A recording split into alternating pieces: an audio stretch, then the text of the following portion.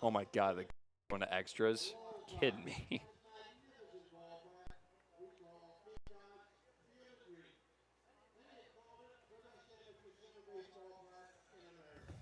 I guess we can hop on now. We'll fiddle around for a couple of minutes and then we'll throw it to the clip with Manka.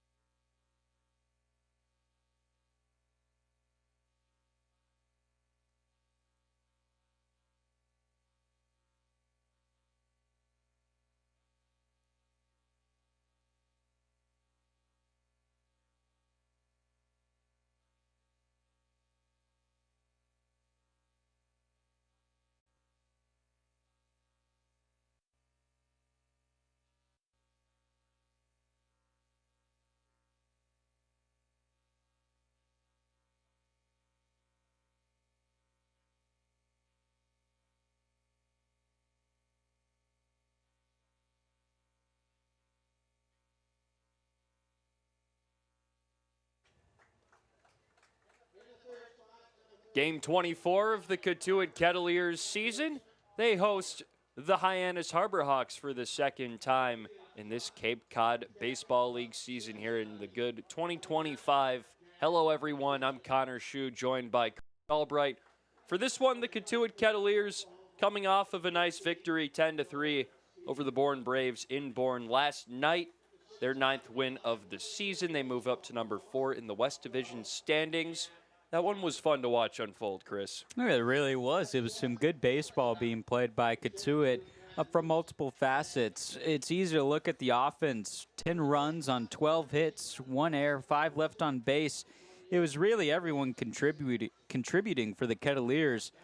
Dean West got things going. He was able to reach via a walk and come around to score in a big 7th inning. And really, it was the crooked numbers that played the difference maker. Cotuit scored 3 runs in the top of the 3rd, 6 runs in the top of the 7th. Those really propelled the Kettleers into prime position to walk away with a win. And then the pitching for the Kettleers as well did the job, limiting Bourne to only 5 hits and 3 runs. You can point to Max Hogg for getting things going. The get-go, the reliever turned starting pitcher, went 4 innings flat, only allowed 1 hit, 1 walk, no runs, struck out 5, to come into a game where he only found out he was starting the night before, and spend that incredible start really just set up the Kettleers for success. It's pretty impressive stuff for him. Came in a pretty non-favorable situation, and he really made the most of it. We've been seeing that with relievers turn starters, and we'll see that for the Cotuit starter today. Bo Sampson, the left-hander, on his way to Tulane. He just wrapped up his year at the University of Oklahoma, and as a Sooner, he was a relief pitcher. He's been a relief pitcher for his collegiate career. When we saw him for Cotuit last season, he was a relief pitcher, so he's getting the starting today. Alleviates some of the arms for the Cotuit pitching staff, who are seeing a lot of new faces come and go. Sampson really trying to work into becoming a 2-tool pitcher, you could say, a relief pitcher and a starting pitcher. So when he does transfer to Tulane, you know, you have your options open, and today's going to be a good look at what he can do from the start of the game. Really command how he wants to command and really dictate the game script in a way he wants to. He's been solid as a relief pitcher. 1.80 ERA this season through 5 innings. He struck out 6 and walked 2. He's coming off an outing against Wareham where he went 3 shutout out of the bullpen and really quelled the bats of the Gatemen, who did score 9 runs to that point, eventually scored 16 in a 16-9 victory over the Kettleers. That was a tough one. But in this one, Bo Sampson looking to continue his strong production, and we're going to go to the lineup real quick for the Hyannis Harbor Hawks to see how they stack up against Sampson. Leading off for the Harbor Hawks today, it will be Jake Schaffner. He's playing shortstop for Hyannis. 2 and 3, Miles Davis and Ryan McKay. Davis playing the hot corner. McKay doing the designated hitting.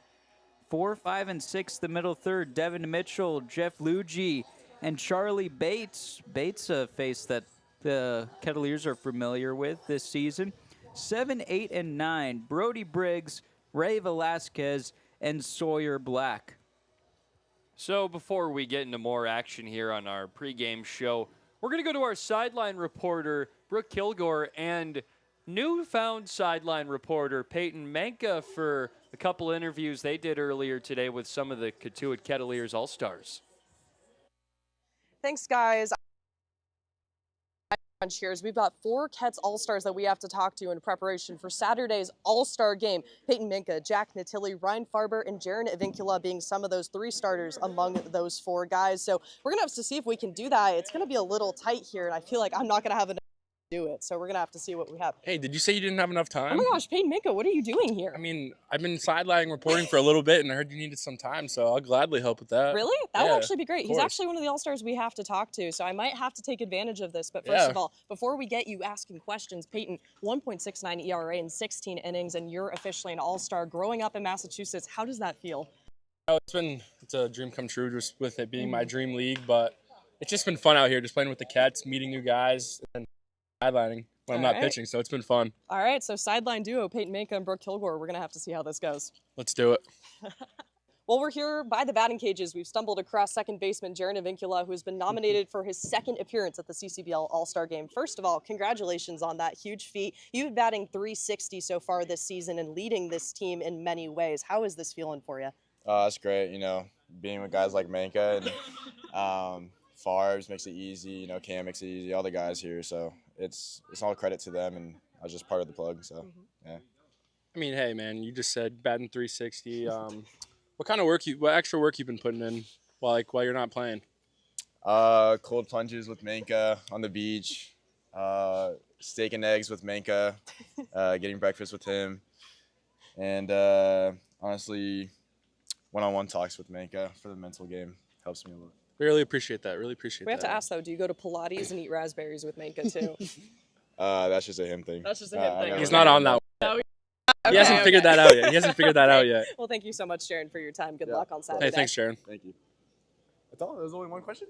We've moved a couple feet away here from the batting cages, and we found starting catcher Jack Natilli, who has also received All-Star honors so far this season. Starter. Yes. Oh, thank you, Manka. Look at you. Sideline duties are serving you well right now. Of course, we have to talk to you. I feel like you and I have talked a lot this season. 5 home runs in 4 games, over 16 RBI. You're doing absolutely phenomenal this season. What has been the key to that success?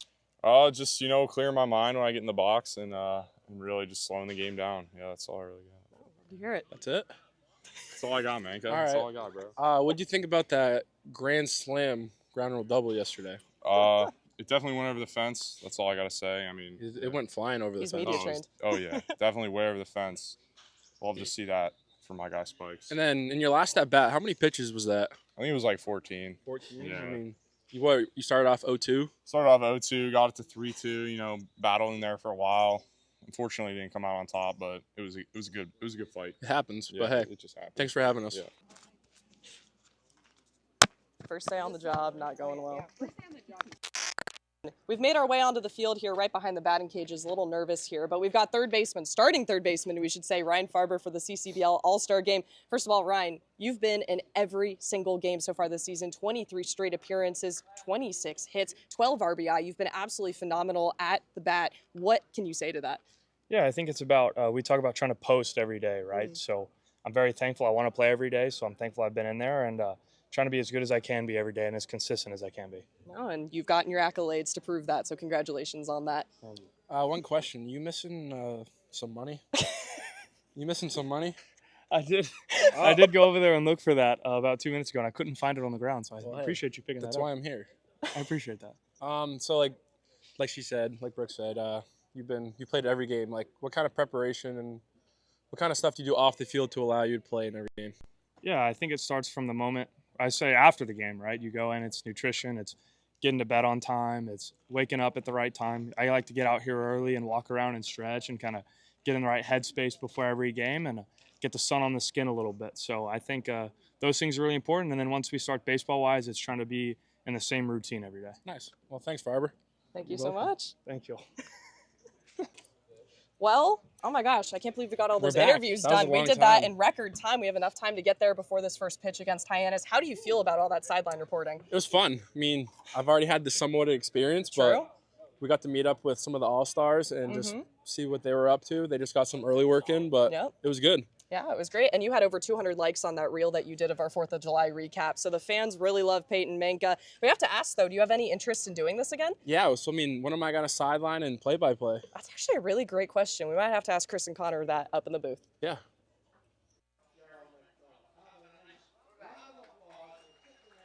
And I think we'll have to see Peyton Manka here in the booth sometime soon.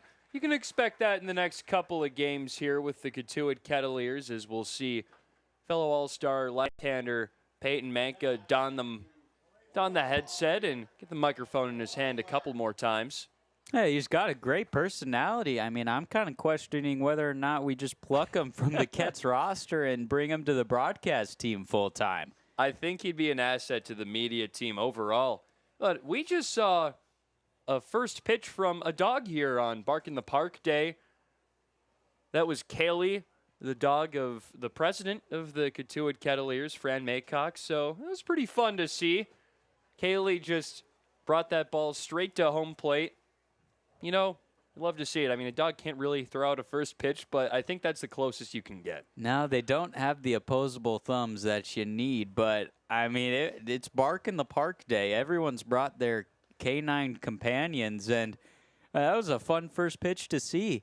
I think it was a strike. I mean, I'm not sure you're going to call a ball on it, but it was a fun first pitch. It is, and as is tradition, I have my pup cup in my hand.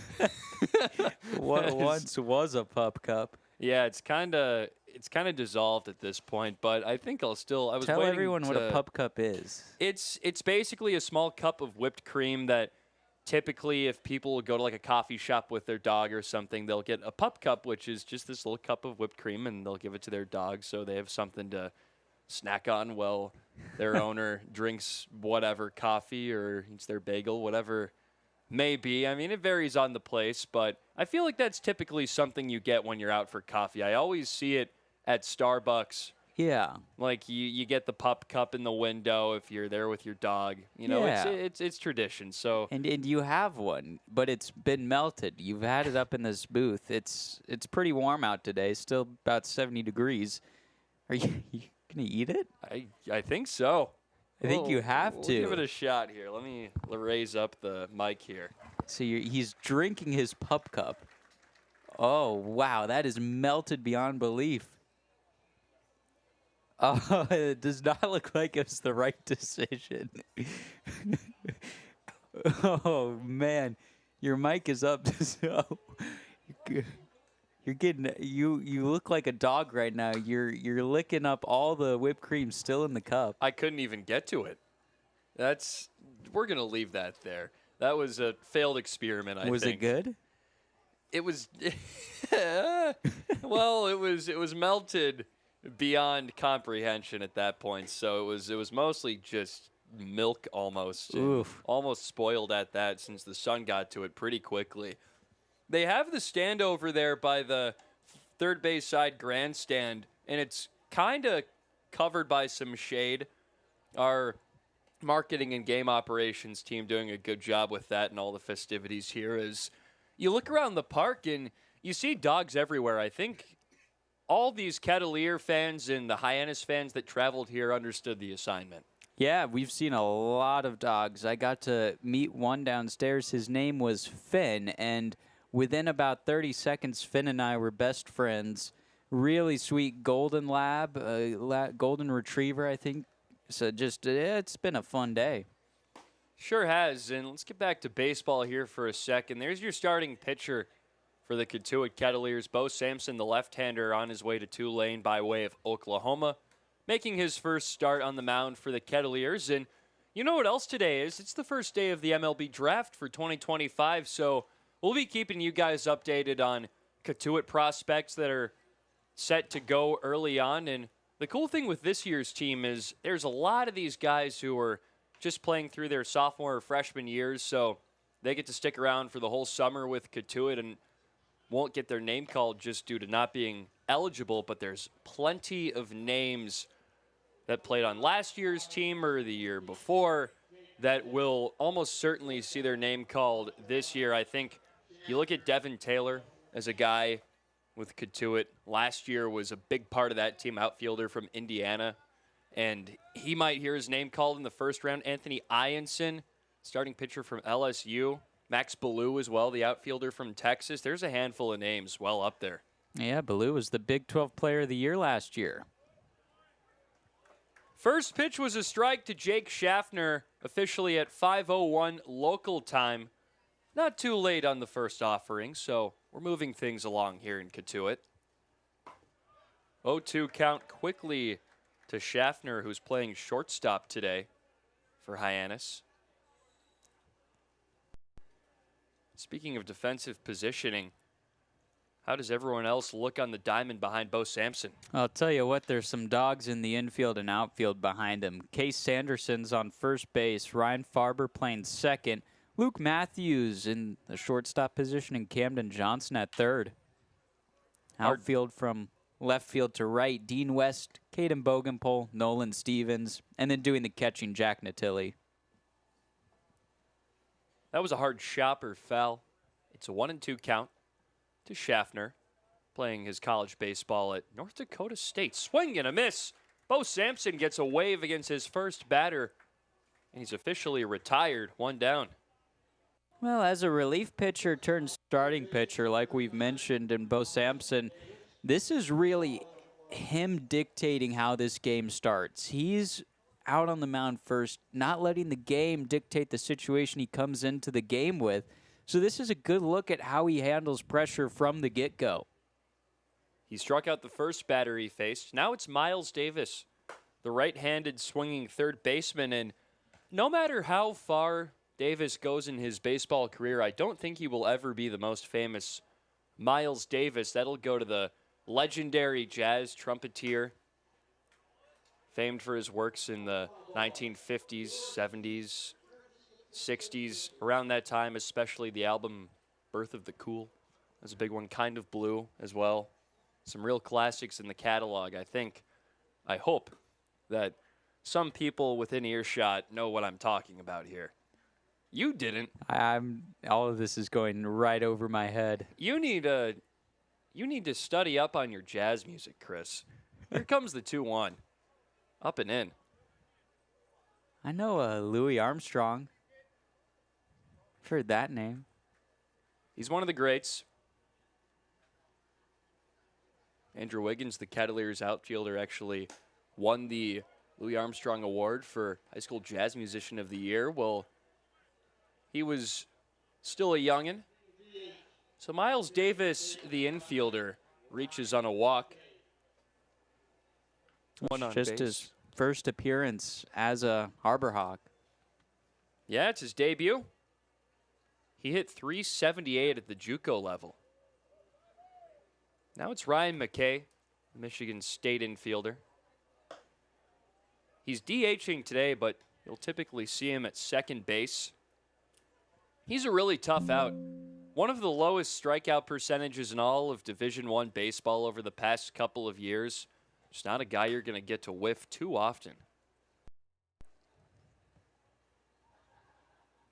Now, this summer season for Cotuit, he is currently sitting at 13 strikeouts to only 4 walks, but he gets back into it with the hitting department. He leads the Harbor Hawks in hits, and he's the only one on the current roster, one of two, above 20 hits. He puts bat to ball. Swing and a miss. On a 1-2. It's interesting. You look back to his freshman year in 2024. He had 189 at-bats. He struck out 14 times. So what he's doing out here on Cape is pretty uncharacteristic as he swings and misses and records strikeout number 14 on Cape.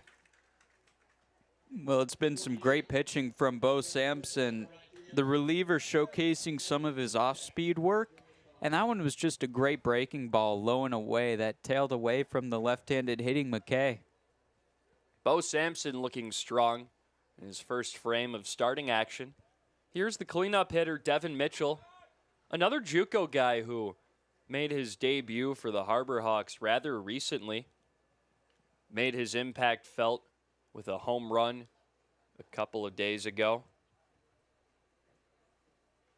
Now he's batting cleanup, so he's clearly made his impression early on in this team.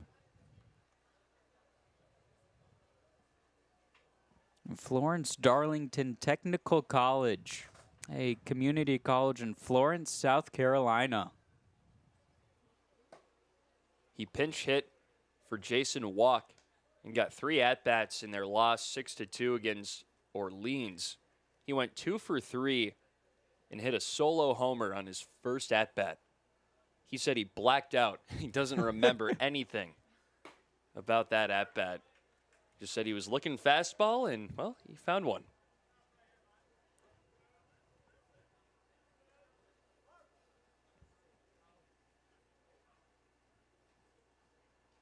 The pitch, checked foul. It's 2-2. The Harbor Hawks have been scuffling a little bit of late. Lost their last 2. And in the month of July, they only have 2 wins. That's a high ball. They beat YD back on the 3rd, 3-2. And they got Falmouth 9-5 last Wednesday. But other than that, a close 3-2 loss against Wareham. Runner goes, but it doesn't matter. Swing and a miss. Bo Sampson strikes out the side in his first inning. It's scoreless going into the bottom of the first here at Lowell Park.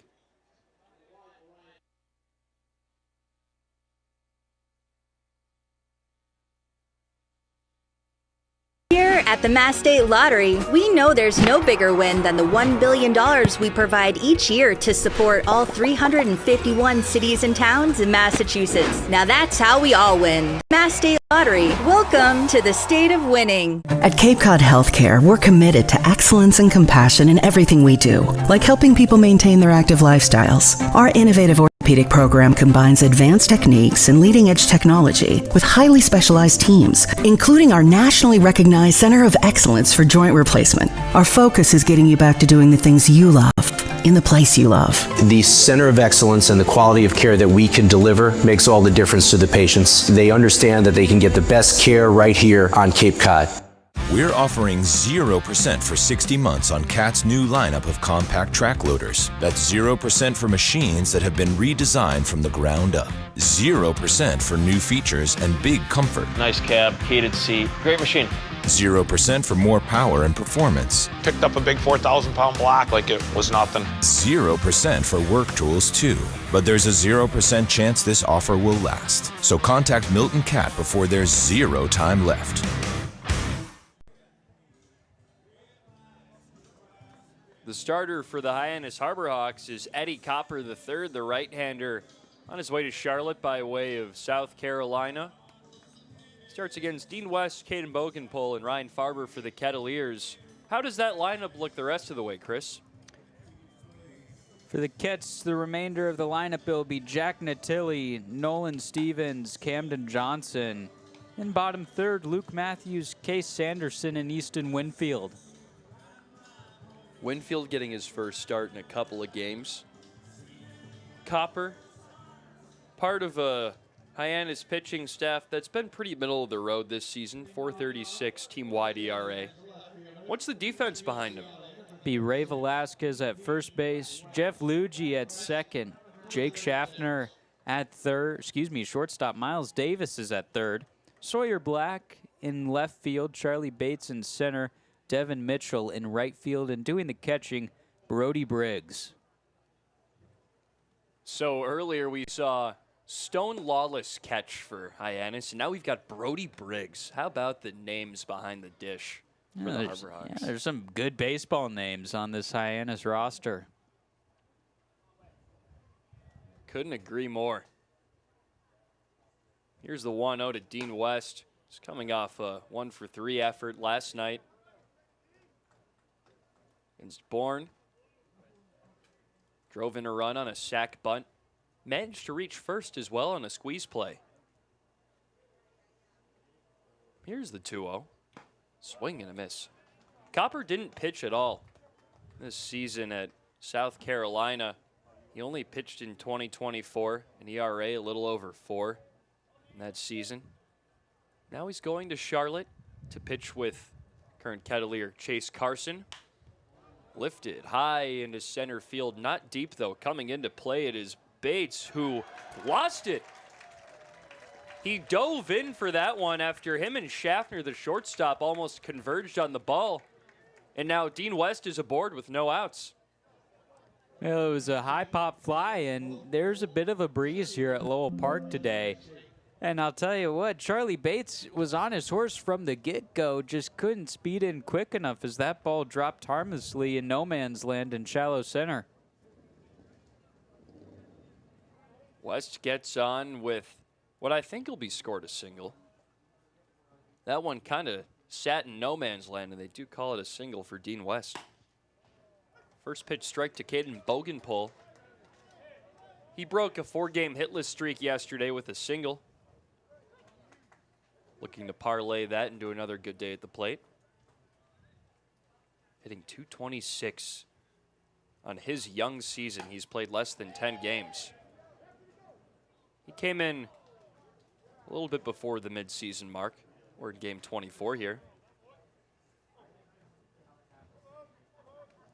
Boasted powerful numbers at Missouri State. 20 homers as a freshman, 13 as a sophomore. 1-2 count to him. That's what Missouri State looks for. Just being around the batting cage yesterday, could hear Missouri State likes power-hitting left-handed hitters, and Bogenpol fits that description. Absolutely does, and short-time Kettleer Max Knight fit that profile as well. Didn't get too many at-bats, but he certainly raked at Missouri State. I think him and Bogenpol will team up there again next year. West goes. The throw down is well in time, but throw did get in there, and West is out stealing. He is 2 for 7 on the bases this year. Well, Cotuit, like we were talking about yesterday, gets caught stealing more than any other team in the Cape League, and it's a lot of just great defensive catching opposing teams. That was a great pop and throw from Briggs, but Cotuit getting some late breaks on the base paths. And now Caden Bogenpol is down looking. 2 outs in the frame, just like that.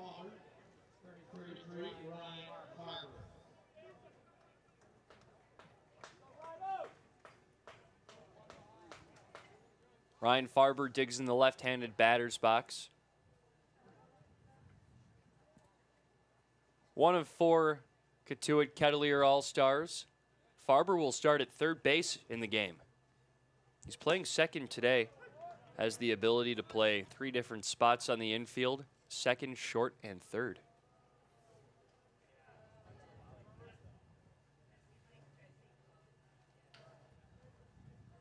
Here comes the 1. It's in there, a strike.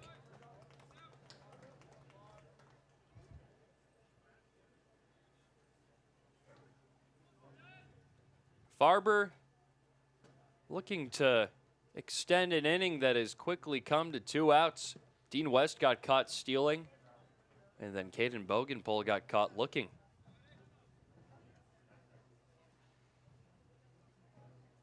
Getting into the later parts of the season here, Cotuit into 4th place in the West with a win last night. Lifted into left field, chasing it down is the left fielder, Black. who makes the grab for out number 3. Eddie Copper gets out of that one unscathed. It's scoreless going into the top of 2 here on Cape League TV.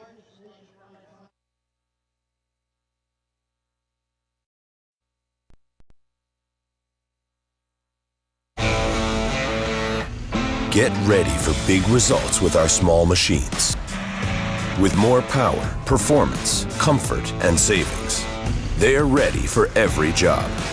And we're ready with plenty of inventory, the best support in the business, same-day availability, and locations across the Northeast.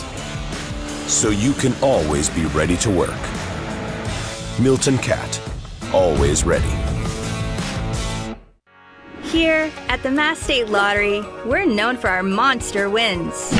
But there's no bigger win than the $1 billion we provide each year to support all 351 cities and towns in Massachusetts. In our game, we know that supporting local businesses and helping communities is how we all win. Because at the lottery, we're all playing for the home team. The Mass State Lottery. Welcome to the state of winning. Cape Cod 5 is proud to be the official banking partner of the Cape Cod Baseball League. Cape Cod 5 offers a broad range of financial products and services tailored for every stage in your financial journey. Reach out to us. We're here to help.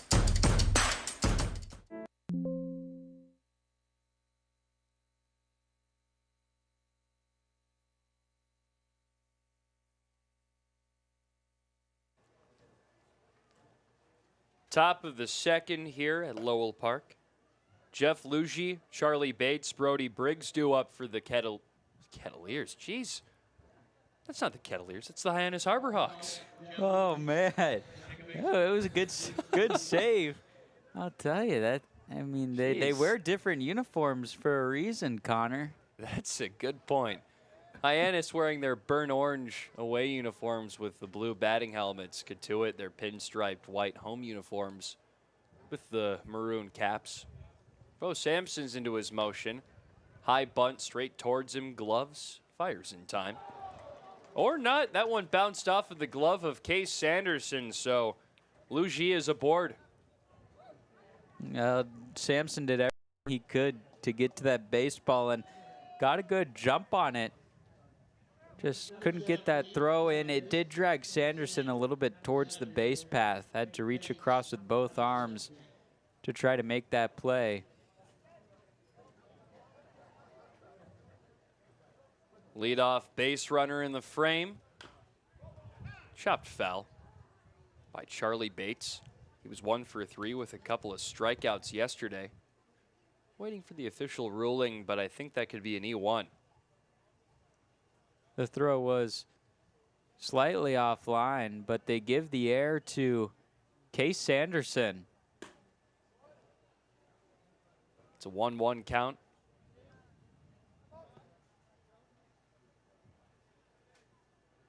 Charlie Bates hitting in a favorable situation here.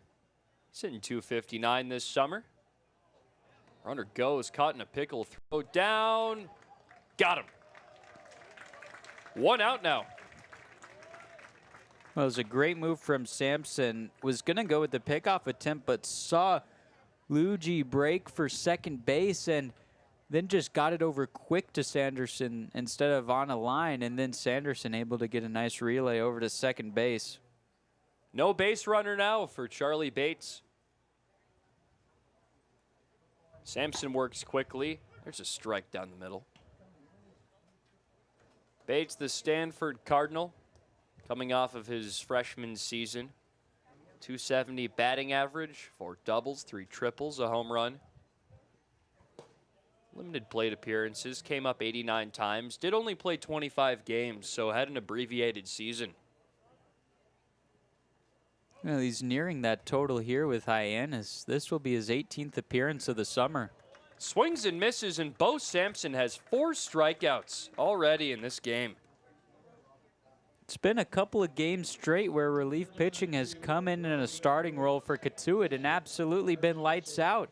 You look at what Max Hogg was doing yesterday. Rob Evans, who has seen some starting time in his collegiate career, able to do it just a couple days ago against Falmouth, and Ryan Buckler thinking all the way back to YD. That's hit hard into right field. Nolan Stevens lets it drop in front of him. A 2-out base runner against Bo Sampson is Brody Briggs with a single. Well, there goes the no-hitter for Bo Sampson. Had it going there for a minute. Walked Davis. Lugie got on with the error, but now the first hit. Some hard contact off the bat of Briggs, the lefty catcher. Now it's Ray Velasquez, a familiar face for Cotuit, one of the only guys we've seen play in each matchup between Hyannis and Cotuit.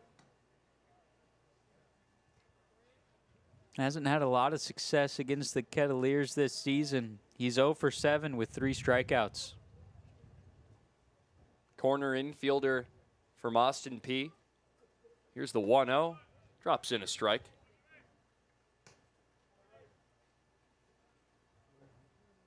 He hit .360 at school this year, an OPS well north of 1,200. He came there by way of Vanderbilt after only getting a handful of games over his 2 years as a core.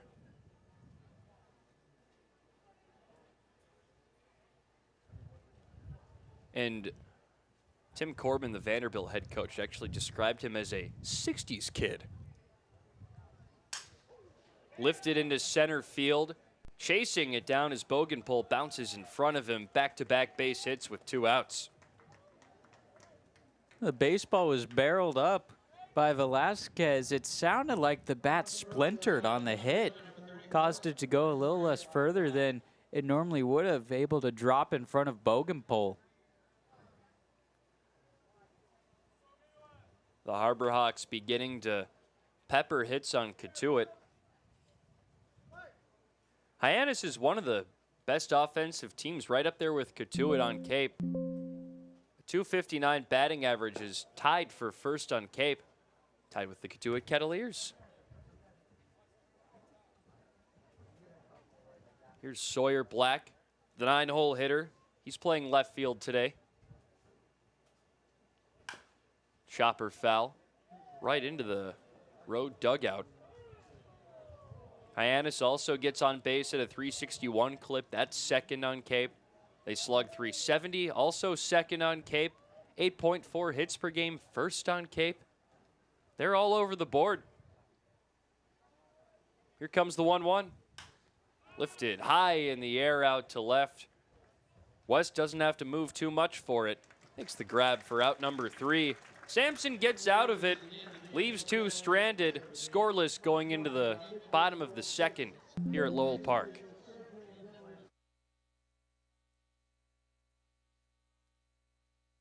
Dream it. If you can cruise in it, if you can summer in it, fish from it, or take it for a day at the beach, we can protect it. The Baldwin Group, protecting the possible. There hasn't been a ton of training when it comes to bat speed or products for players to be able to train bat speed.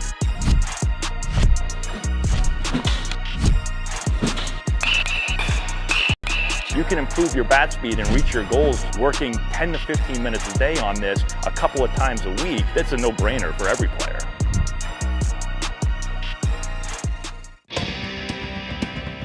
If you need to dig, move, grade, clear, or cut, pump, weld, clean, light, and just about anything else, dial up the rental source for the newest and the most reliable equipment in New England. Staffed with equipment and construction experts, Milton Rents, your local source.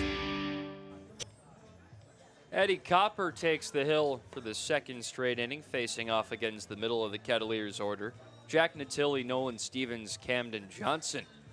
Natilli, another game with a hit yesterday. You know, another day in the office for the recently vested Cape League Player of the Week.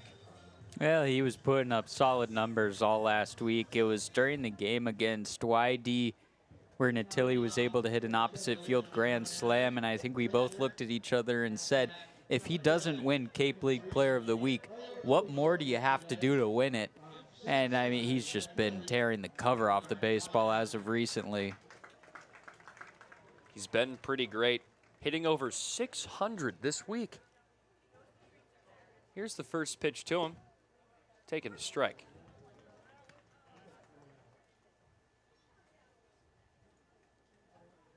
Natilli in the month of July is slashing .414, .514, .1034 average on base percentage and slugging. That just spells it out for you right there. Well, in the month of July, he's leading the Cape League in hits, or excuse me, leading the Cape League in home runs and RBIs, and he's second in doubles. All 5 of his home runs have come in the month. He hit them all in a 4-game stretch, too. 2 of those being grand slams.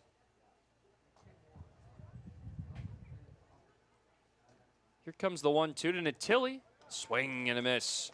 And that's been the one thing for him. The strikeouts have been an issue. That's number 19 this season compared to 6 walks. Well, as of recent, he's been able to tone down the strikeouts, just 5 in the month, now 6.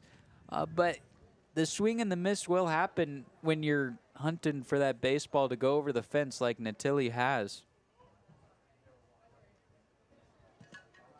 This brings up Nolan Stevens. He had a really interesting game last night. He began with 3 straight strikeouts, and then his 4th time coming up to bat, he came in with the bases loaded, and he drove one out to right field. And it one-hopped the wall past the right fielder, Kahio Aloy, for Bourne as he chops one towards second. Easily playable for Luigi. 2 down, but it one-hopped the wall. And initially, you think, oh, ground rule double, 2-run score. But he was standing there at second, and then the umpires conferred and called it a grand slam. Hey, you'll take it, right? Yeah, I mean, you have to. You're not going to turn down a pair of runs. That made it a 9-1 ball game in what turned out to be a 10-3 victory by Cotuit. Here's Camden Johnson. He was similarly successful yesterday, had 3 hits.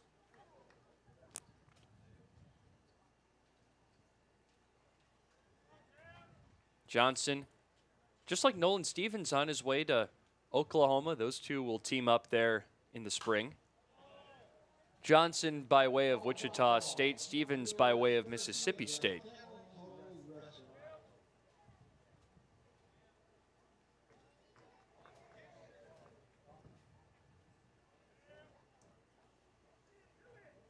Johnson batting with 2 down, still scoreless here at Lowell Park. Hit the corner. Crowd filling in on one of the most beautiful days we've had all summer. Almost completely blue skies, a couple of small clouds scattered around over the field, but sun shining down on the outfield. It's 1-2, and it's not too hot, not too cool. It's about 75 degrees here in Cotuit. Very slight breeze drawing towards the outfield. Fans enjoying it. We're enjoying it. Can't complain here. Here comes the 2-2. Lifted foul.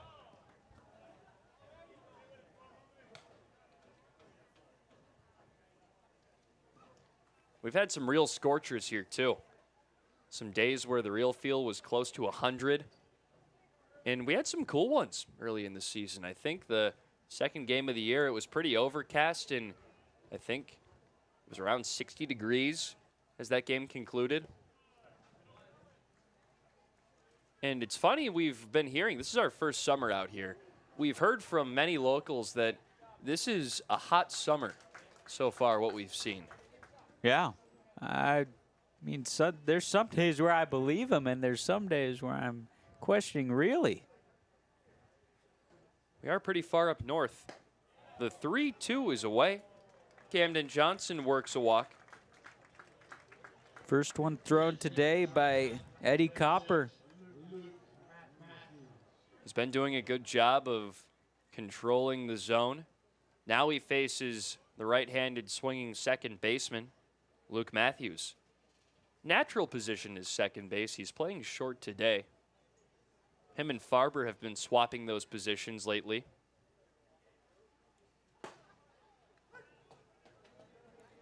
It's a called strike one. Eddie Copper trying to make it through another clean frame. This is his first start of the summer. Made 7 relief appearances, 7 total innings. He got a save as well. But it's been troublesome overall for him. He's got an 11.57 ERA coming into this one. 9 hits surrendered, 6 walks surrendered. A whip over 2. Do not want that. Not to mention 4 wild pitches, but he's reining it in here. Johnson goes, and he dives right in there. He's safe with his 11th stolen base of the season. That ties Jaron Advincula for the team lead. And Johnson's been really picking up the speed on the base paths as of recent. He's been great. Stole a couple yesterday. He's got a nice lead off second. Copper settles, fires. Chopped towards third, played by Davis. The fire, not in time, and coming around to score is Cam Johnson. Caught Hyannis napping, and the Kets are on the board. Now that's the speed from Camden Johnson. As soon as that ball was hit on the ground, he did not stop running. Got the wave around third from the Kettleers third base coach Kevin Frady, and by the time everyone realized what happened, Johnson had already scored, which is why you have to hustle until either the out is shown or until the play ends, and Johnson earned that run. So 1 on the board for the Kets as that's lifted high and foul by Case Sanderson, hitting in the 8-hole.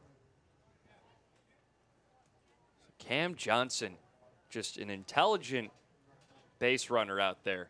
They credit Matthews with the RBI. I'm going to hold off on writing that in my book. I think they might change that one later on because he advanced to third on the chopper as that's lifted a line drive out into left center, gets down a base hit. 2 Kets on with 2 down, but he came around to score well after that throw to first. It's just Hyannis wasn't paying attention to him, and I think that run was all him, at least in my humble opinion. He did earn it, but since he scored on Matthews' hit, it will count as an RBI for Matthews. We can talk scoring all day. So Case Sanderson, a hard line drive for a single. He's been swinging it well. Couple 2-hit games in the last 5. So it's Matthews on second, Sanderson on first for Easton Winfield, reinserted into the starting 9 after a couple games of rest. We saw him go 3 for 3 in the game against Brewster where Cotuit scored 19 runs. It was about a week ago at this point. He drives one right up the middle, trickling into the outfield. Coming around third to score is Matthews. He's in. It's a 2-0 ball game off the Easton Winfield single. All this done with 2 outs. It's just been some great hitting from Cotuit and really just putting together some great at-bats. The hustle on the base paths help, and now the Kets able to take a 2-run advantage. The Kets bats are hot. That's 3 straight singles and 4 straight base runners.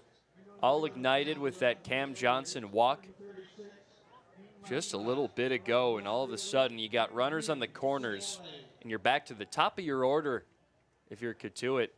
Dean West is stepping up, but not before a mound meeting between the catcher Brody Briggs, pitcher Eddie Copper, and the pitching coach Ray Korn.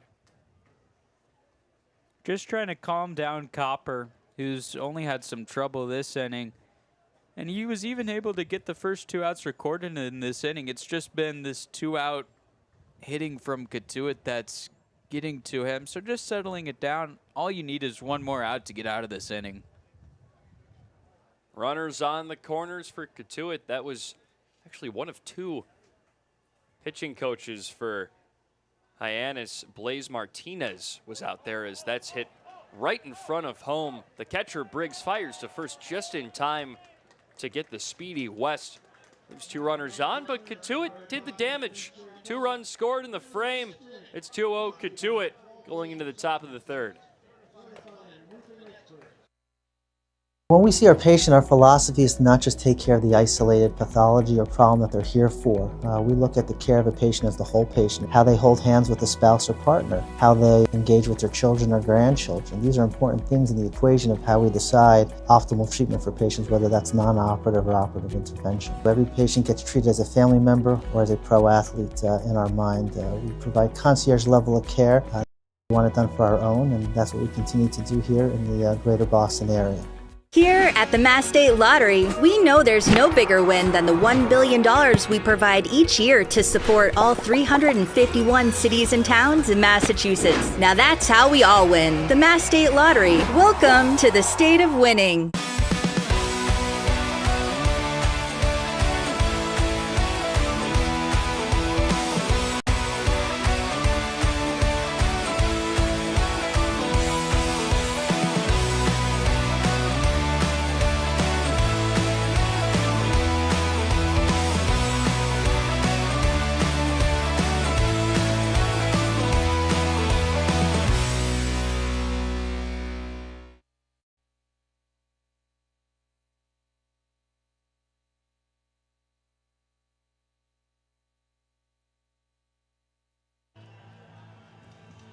It's a 2-0 ball game. Cotuit over Hyannis. They scored their first 2 in the bottom of the 2nd as we're here in the top of the 3rd frame here at beautiful Lowell Park. Chris Albright joins me, Connor Schuh on the broadcast here. Post Sampson entering his 3rd inning of work, and he has looked solid as ever on the hill.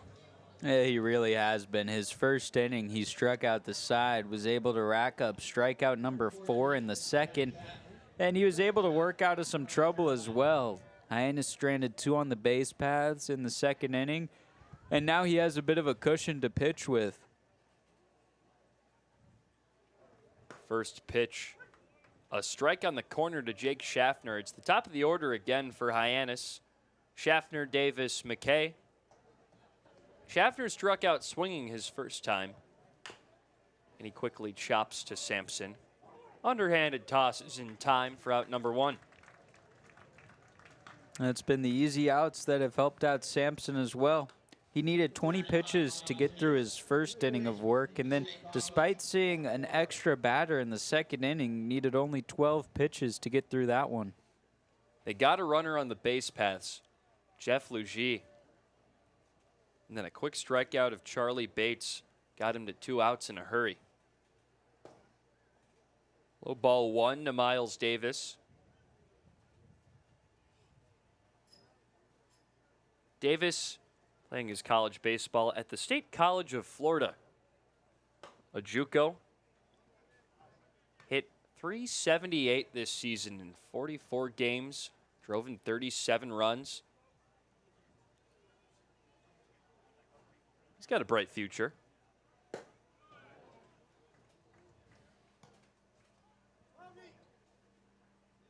This is the part of the season where you see more teams give JUCO guys flyers here and there. Davis getting a prime position in the 2-hole.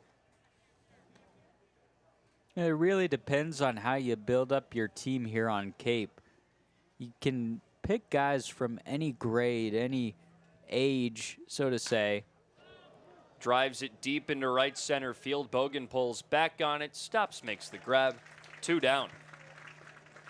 And with that, you can kind of choose if you want a young team or an old team. Each has its benefits and its downsides.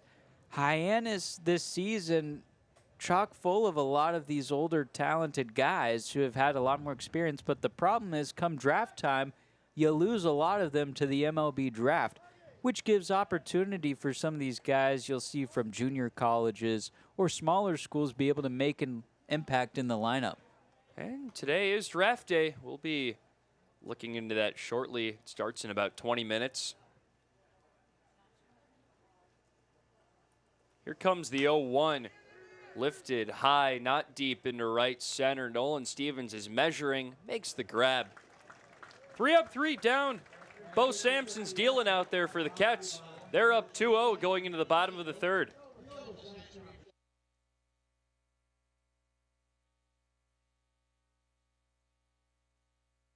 Hasn't a ton of training when it comes to bat speed or products for players to be able to train bat speed.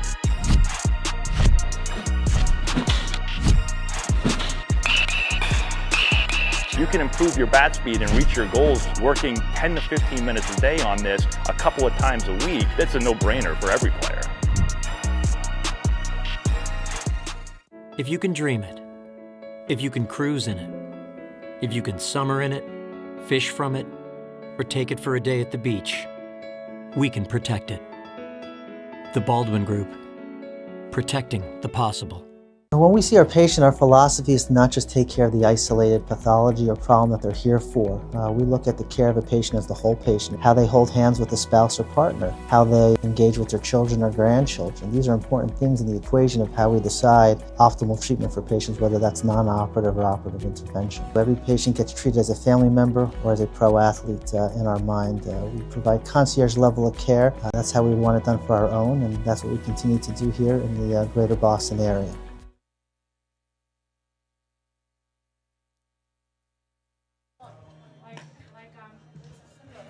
Bottom of the third here at Lowell Park. Kets up to bat against Eddie Copper, who allowed 2 in the last frame against the Kettleers, who kind of broke this one open, put a crooked number on the board. Luke Matthews drove in a run on a single, as did Easton Winfield. Up to bat in this one, it's Caden Bogenpool, Ryan Farber, and Jack Natilli, 2 through 4 in the Kets order. Here's Bogenpool. He struck out looking his first time up. First pitch was outside. Kettleers had 3 hits last inning, 3 straight singles. Lifted high and foul. Tails away. Looking at the draft here, quite a few Cotuit names on the D1 Baseball's top college prospects list. Headlining it, Devin Taylor, the outfielder from Indiana. I mean, we could talk about his production all day as there's a liner into center field. Diving and making a spectacular grab is Charlie Bates. He went Superman for that one. Highlight reel level catch. An absolutely incredible effort from Bates out in center field. Covered a lot of ground quickly as that ball was sinking fast. Got a dog in the booth now. Bark in the park. Oh, get him out of the trash. Oh, dear. My hot dog wrappers are in there. I think he just had what remained of my pup cup that I had earlier. So Ryan Farber's up to bat. No one. Do we have an ID on the dog? What's the name? Cashew. Aw.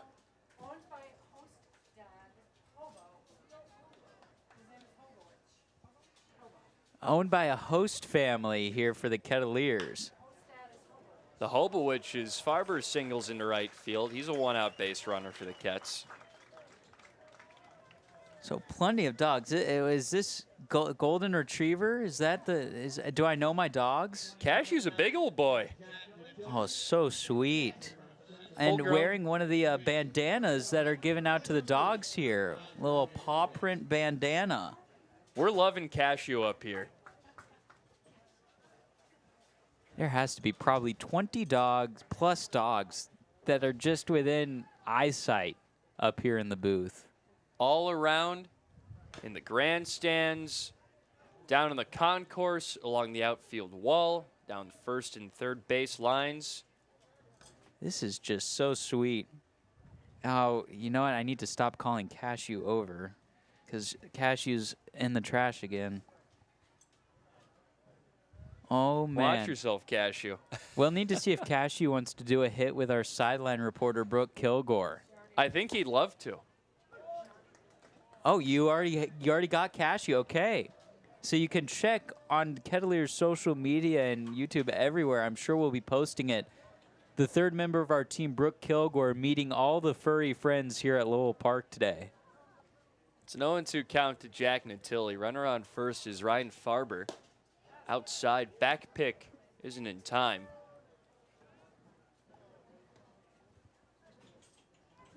think we need to go out and meet more dogs. If you don't hear me for an inning or two, I'm just going out to say hi to everyone. Hello, Cashew.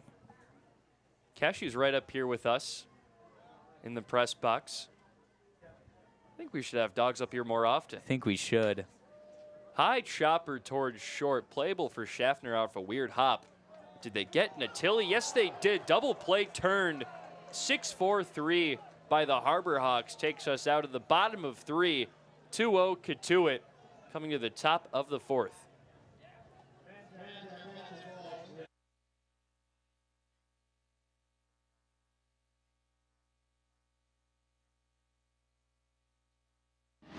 Cape Cod 5 is proud to be the official banking partner of the Cape Cod Baseball League. Cape Cod 5 offers a broad range of financial products and services tailored for every stage in your financial journey. Reach out to us. We're here to help. Here at the Mass State Lottery, we're known for our monster wins. But there's no bigger win than the $1 billion we provide each year to support all 351 cities and towns in Massachusetts. In our game, we know that supporting local businesses and helping communities is how we all win. Because at the lottery, we're all playing for the home team. The Mass State Lottery. Welcome to the state of winning. There hasn't been a ton of training when it comes to bat speed or products for players to be able to train bat speed.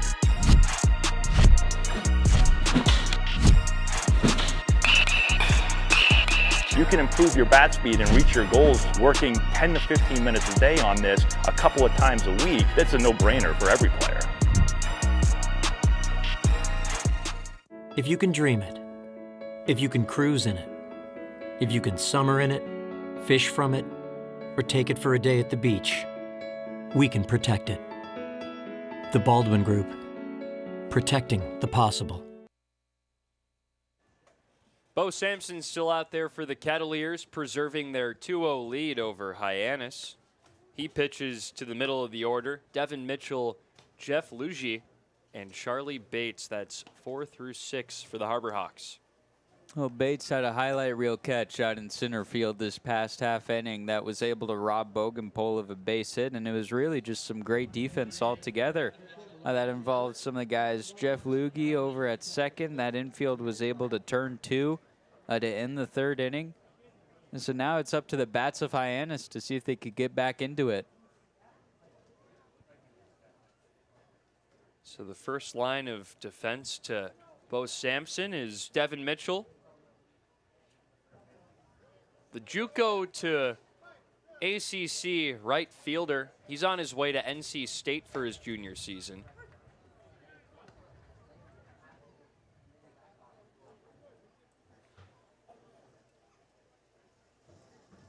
Oh for 4 yesterday. He struck out in his lone plate appearance. Big cut and miss on a big breaking ball.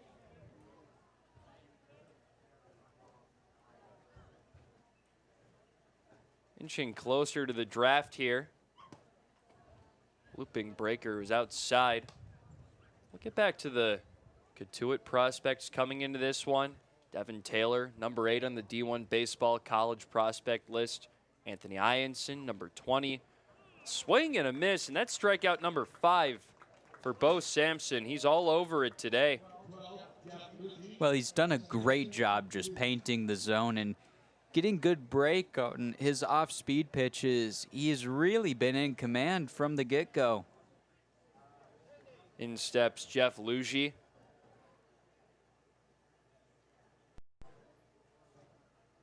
So the draft order tonight, there's another swing and a miss. Sampson is getting whiff after whiff. Nationals have the first overall pick. I think the favorite there is the starting pitcher from LSU, Cade Anderson. Looping breaking ball in there. Sampson has been dealing.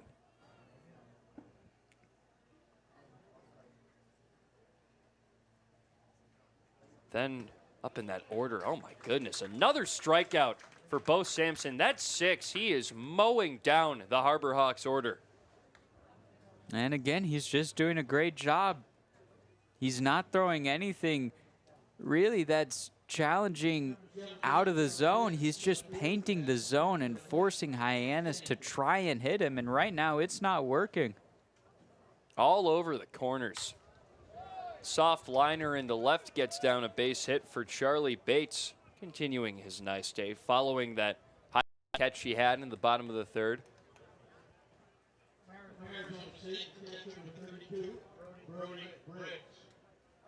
Here's Brody Briggs.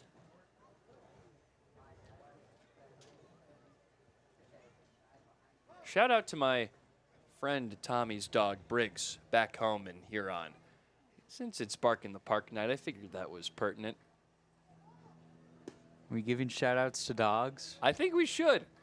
I'll give a shout out to my dog back home, Lucky.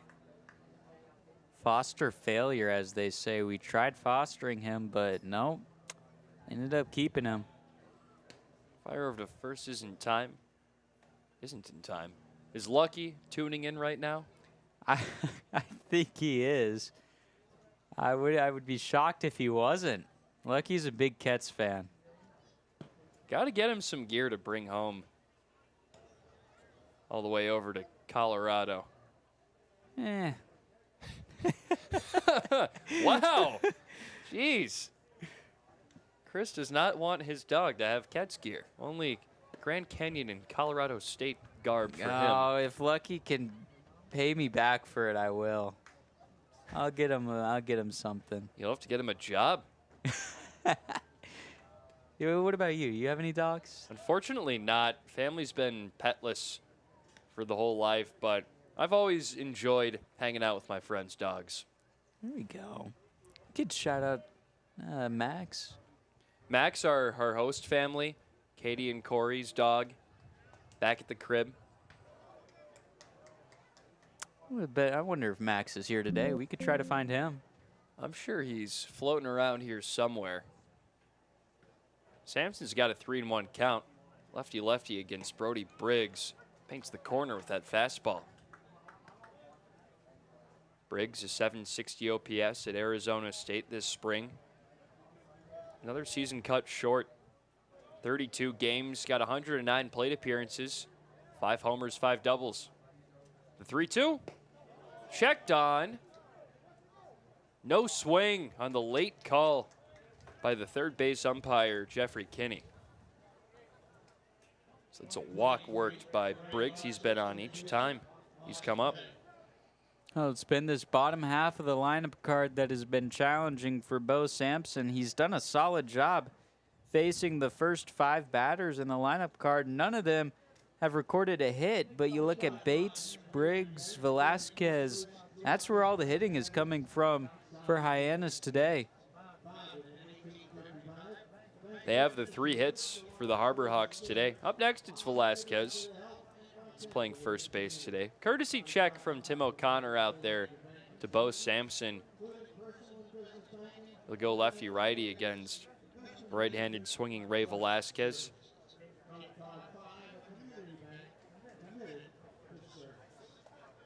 Big shout out to my buddy Nick's dog, Derby.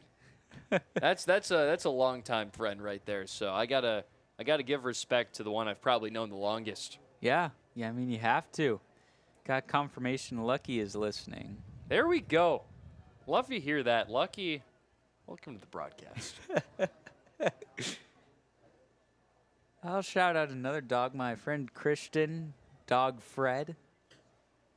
Fred? And we'll let Fred know if Fred's listening. Shout out to Fred. Big cut and miss. The first offer from Sampson. 2 runners on, 2 down here in the top of 4. Bark at the Park Day, a real success here at Lowell Park.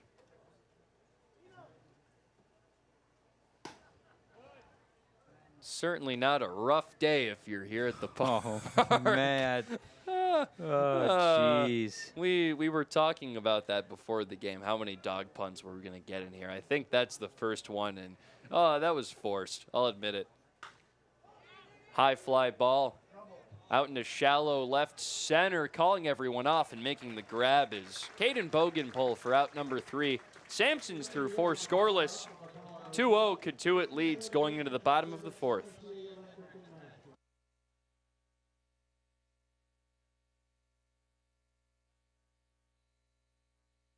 There's a 0 chance that you'll want to miss our 0% for 72 months offer. For a limited time, CAT is offering 0% on the purchase of many new small excavators. That's 0% for better performance, 0% for next generation features. Great machine. It's quite impressive. 0% for work tools too. But there's a 0% chance this offer will last. So contact Milton CAT before there's 0 time left.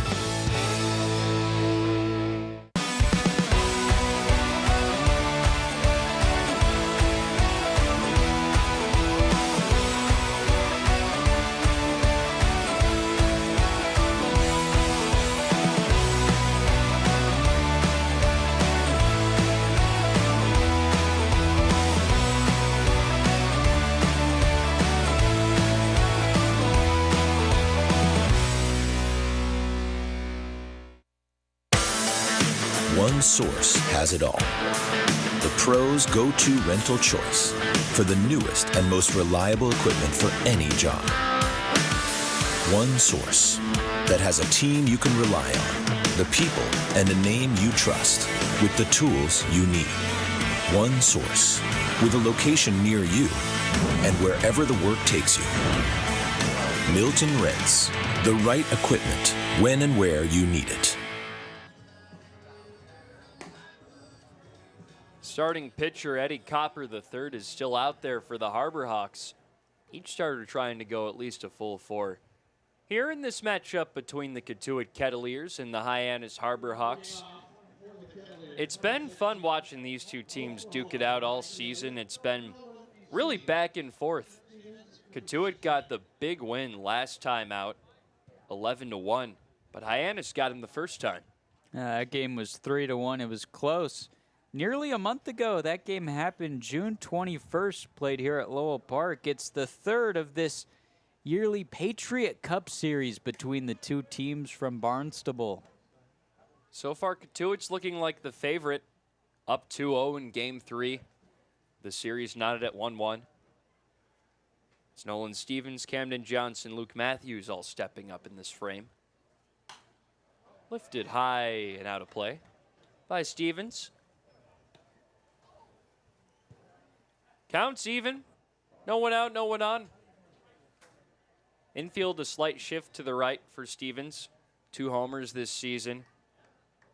Batting average still hovering in the low 200s, though. Stevens, he packs a real punch to the right field side. And you see it right there. That ball jumped off the bat, traveling to the fence. That's down, a base hit. Stevens chugging into second, and he has himself a leadoff double. That ball was ripped off of the bat of Stevens on a line. Had it had any more launch angle or elevation, it had the speed to get out of the ballpark, but it was just on a frozen rope. Didn't get too high, maybe 30, 40 feet. Low screamer to the base of the wall. That's the potential with Nolan Stevens. Has eye-popping power on the left side of the plate. So a leadoff double. It's a good position to hit in for Kettleers' third baseman, Camden Johnson, who's stepping in.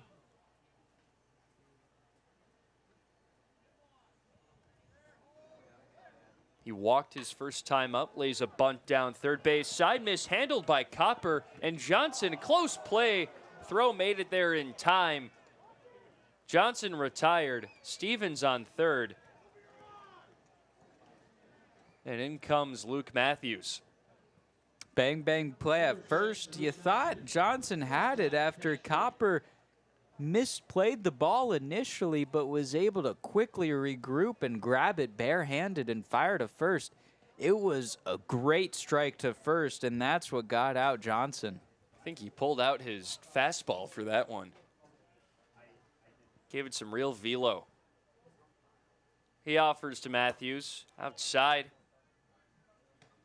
Matthews looking to build on an RBI single his first time up.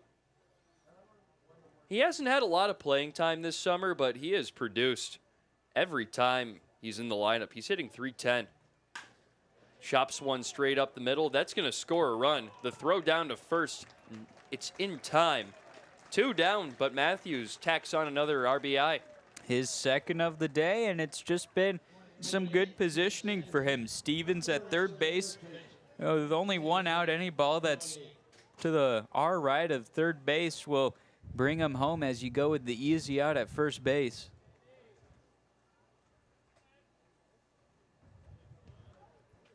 Case Sanderson comes up to bat. Bases cleared. 3-0 ball game after that score. Sanderson hit a hard single into left center his first time up. Jumped on it early in the count. Cats already have 6 hits today.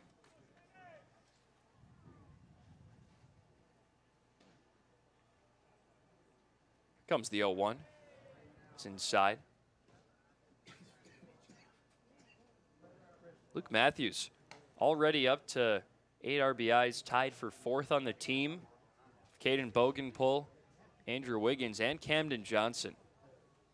Jack Natilli has the big lead in that margin. 18 runs driven in. Ryan Farber has 12. Nolan Stevens, 9.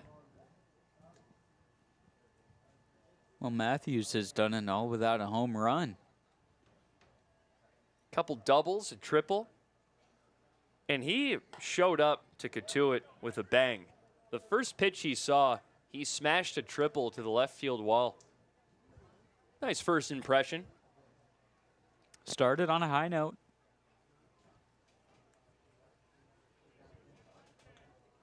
Two. Here's the offer from Copper. Lifted foul.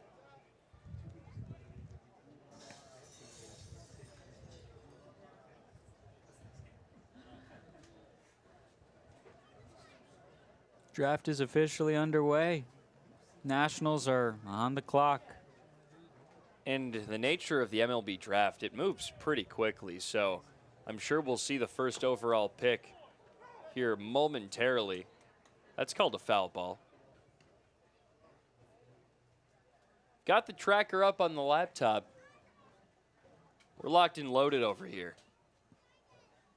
It's Bark at the Park night. It's the draft. It's a great day for baseball. Here comes the 2-2. Shot, foul.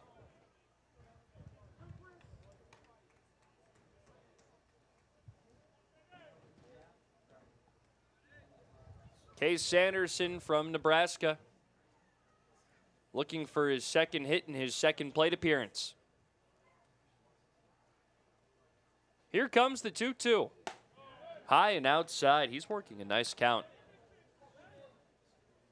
Copper's nearing the 60 pitch mark. That was his 59th hurl. 8th pitch of the at-bat as well.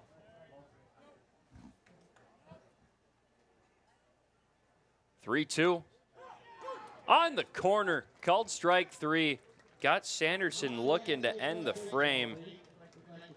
Talk to you guys again in the top of 5. Cotuit adds another run of insurance. It's 3-0. They're up on Hyannis.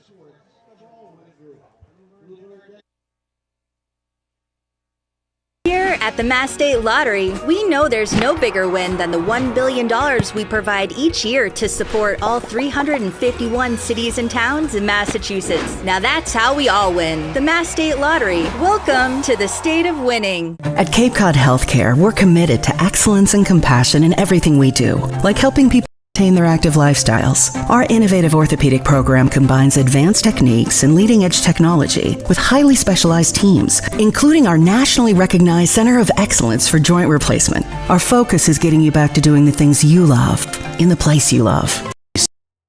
And the quality of care that we can deliver makes all the difference to the patients. They understand that they can get the best care right here. We're offering 0% for 60 months on Cat's new lineup of compact track loaders. That's 0% for machines that have been redesigned from the ground up. 0% for new features and big comfort. Nice cab, heated seat, great machine. 0% for more power and performance. Up a big 4,000. 0% for actual. There's a 0% chance this offer will last. So contact Milton Cat before there's 0 time left.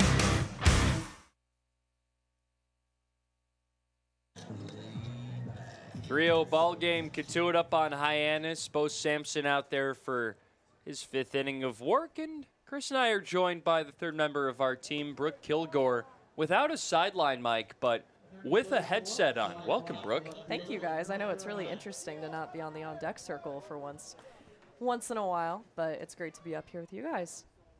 So how does it feel to have the headset on? It's a little different. It's different to hear myself talking as this play happens right in front of you, Connor. But no, it's interesting just to be right next to you guys, not have to wait for y'all to toss to me and just be able to have a casual chat with you.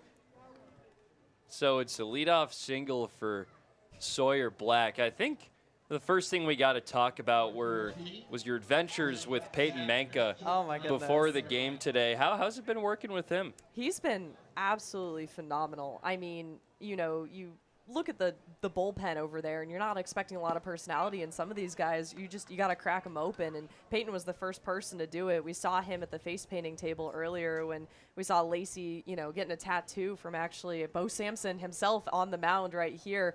And, you know, Peyton just wanted to do it. He looks like he has a lot of fun things to say, and you saw it in that 4th of July recap. So he approached us yesterday while we were at Bourne and said, I want to interview the all-star guys. And I'm like, Peyton, you are one of them. I don't know why you feel the need to take the mic, but he clearly wants to pursue this sideline path that he's got going, and I couldn't stop him. So it was great to partner up with him today. Well, I mean, when you're out here, it's hard to not have a fun time talking with all these baseball players. What have been some of those highlights this season, just with the team? I mean, you get guys fresh off, you know, a walk-off win like Case Sanderson early in the season where they're just absolutely bewildered with what happened, and they'll say some of the most authentic things that you've ever heard. I mean, Coach Hibbs and I have had some real conversations where you guys heard him calling to you at Why Do You the other day. He said we were one of the best broadcast booths on the Cape. I can't confirm or deny that, but I'd like to think that we are. You know, just a couple of other things where the mics aren't working and they're trying to figure out how to clip them on, and you get some words out of them that we can't say on the air, but they're absolutely phenomenal guys to work with. That's a hard hit ball to left center. Bogenpole measured it. Make the grab for out number 1. And have you had a chance to talk to Sampson yet? I think you might have to see him after the game today. I think I might have to talk to him. I mean, of course, he was in that Peyton Manka 4th of July recap video. Manka asked him to flash a little stick-on tattoo, we would say, on his bicep. And I don't know, Bo Sampson was not in the mood to flex for us on camera, but he's looking really great on the mound tonight. But no, he's a really great guy from what I've seen so far. So definitely we'll have to have a chat with him after the game. Humble as well. Humble, very humble. Well, Sampson beginning to head to Tulane. How have you been able to talk with these guys about their time at college? Maybe not necessarily on Cape, but just like they're coming from, it seems, every school in the country. You could say the same about our intern group if you look at them yeah, in that sense. But no, one example I can think of in that moment, Dean West, you know, big guy out of UCLA, helped bring his team to Omaha for the first time in well over a decade and wanted to put West Coast baseball back on the map, if you can believe it. Of course, we looked at some numbers yesterday, ASU having the most draft picks out of any other college so far this season.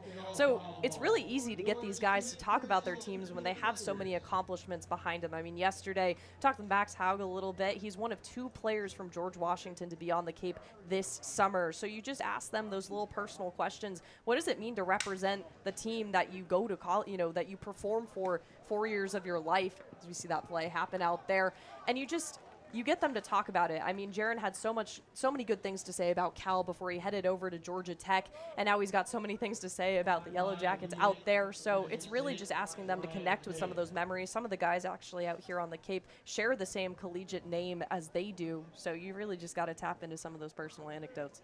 Do you have a favorite story you've had the chance to tell here on Cape? That's really hard, guys. Wow. I can't, because we're, what, game 24 now? I feel like there's 24, so many stories.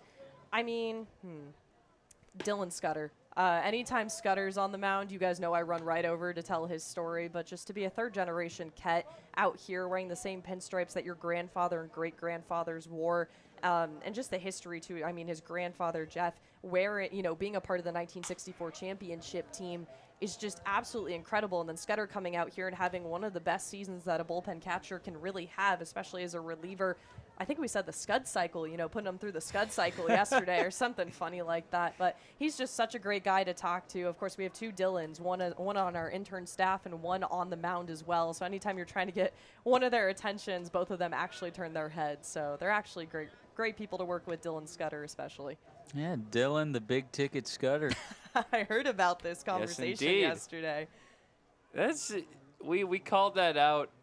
Thanks to Finn Murphy for coining that one initially, one of the photographers here. But it's been a frequent nickname. High chopper to first. Sanderson gets it down for out number 3. We'll come back in the bottom half of the 5th with Brooke again, but I'll hand the reins to Chris Albright for the rest of this one. It's 3-0 Cotuit.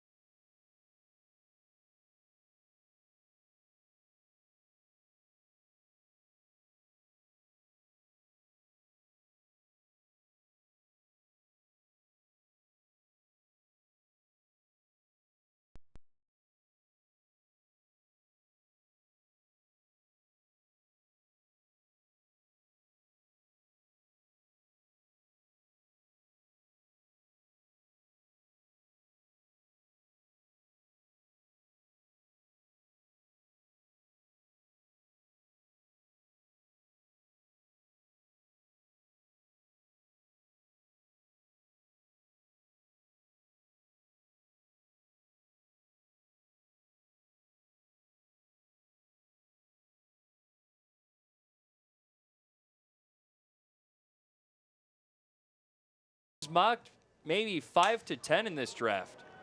Soft shot, shallow center. It's a base hit for Easton Winfield. He is 2 for 2 on the day now. Winfield having a nice day, but man, that's a surprising pick. Well, the first overall pick has a brother on Hyannis, Jackson Willits, who's not in the lineup today, but Jackson Willits, if he's down in the dugout, has to be excited knowing his brother's numero uno on the draft board. Absolutely. Batter will be Dean West.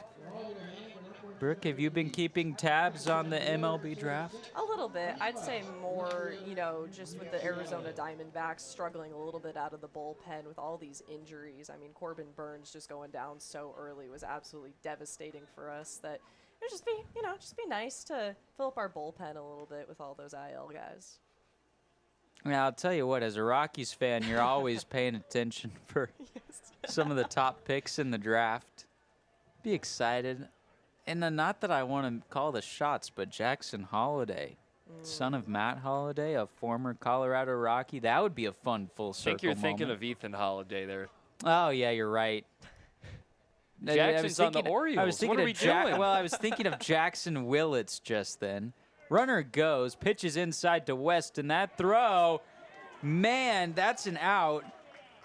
I will say that's a bit unorthodox. That throw dragged Jack Schaffner out of where he was positioned on second base, but right to where Easton Winfield begun his slide.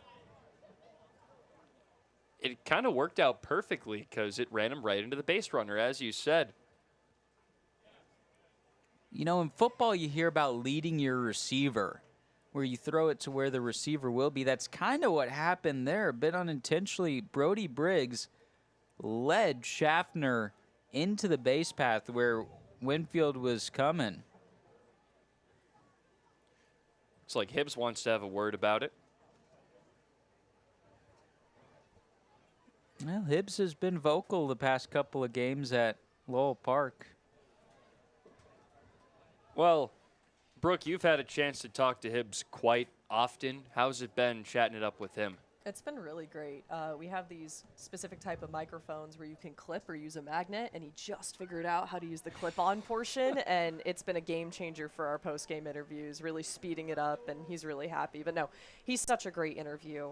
You know, some coaches very touchy-feely after big losses, and of course the 7-game losing streak that we were on there for a little while. I was a little nervous going up to him, but he made it really comfortable, really easy to talk to. There's no dumb questions with him, which is always great, especially as we're all trying to get some reps in here on the Cape Cod League. So just a great interview, no matter the situation. We've had plenty of good post-game conversations with him. The 2-2 fouled off. Are there any games in particular that just stand out to you where, oh man, this was just a great interview with Coach Hibbs? I mean, how can you not talk about the Brewster 19-3 win that we had just a couple of days ago here at Lowell Park? I mean, he was a loss for words. He was like, yep, our offense just produced, and you can't deny that. It produced, especially in that. I remember I was trying to get some stats up for you guys because we were starting to tie, you know, season highs of runs and hits here, and it just kept breaking and breaking and breaking. Felt like that game was never going to end, and Hibbs just had so much to say about that. Dean West now has a 2-hit day. After that single, Bogenpole now up. I think my favorite line from Lauren Hibbs after that 19-3 win is he said, yeah, when we scored 14 runs in, was it the 5th or the 6th? And he he couldn't remember which inning all the runs were scored in. That was a fun experience. We did have to confirm the score, too, a couple of times just because he and I were so lost, and that's He couldn't believe it when he heard it was 19-3. That's for sure. Just watching from the dugout, you're not needing to pay attention on the score. That ball's ripped up the middle and into center field. West will head to third. Back-to-back singles for the Kettleers this inning, looking to build another run. And Brooke, you're from Syracuse. I feel like there is a massive connection from that school on Cape, especially with the media teams all around. How cool has it been seeing all these familiar faces around here? It's been absolutely incredible. I mean, coming from the Northwoods League last summer where I didn't really know anyone out in Bismarck, North Dakota, you know, just getting to come here and every single team practically having someone that you know is always really great. I mean, you guys are all buddies with the guys at Brewster, Sam Reese and Max Gifford. So it's really, yep, exactly. Love to see the love there. But, you know, it's just great knowing that there's a piece of your second home always with you here on the Cape. Plenty of Syracuse people out here. I mean, we've gotten to know a lot of them just thanks to you. Runners on the corners for Ryan Farber. 1 for 2 today. He singled in his last plate appearance. We've been talking about dogs all day here in the dog days of summer because it is Bark in the Park Day. Do you want to give a shout out to any dogs in your life? Yeah, no, that was a good topic change. I mean, Connor's been barking up here in the booth all day. I want to give a shout out to my great pup at home, Macy. She's in Arizona. She's German Shepherd, Golden Retriever, Chow. She's turning 15 this year. Oh, so, man. yeah, she's getting a little up there, but she's still running around like she's 2. So, love you, Mace. Hope you're doing well. What about you, Chris? Well, we did give our shout outs to our home dogs. Mine, Lucky, who's paying attention. Connor, you're kind of in the doghouse right now. Do you? You want to think of any Touchy other subject right there, I Chris. shouted out a couple of my friends' dogs. I'll throw out a couple more. My buddy Luke.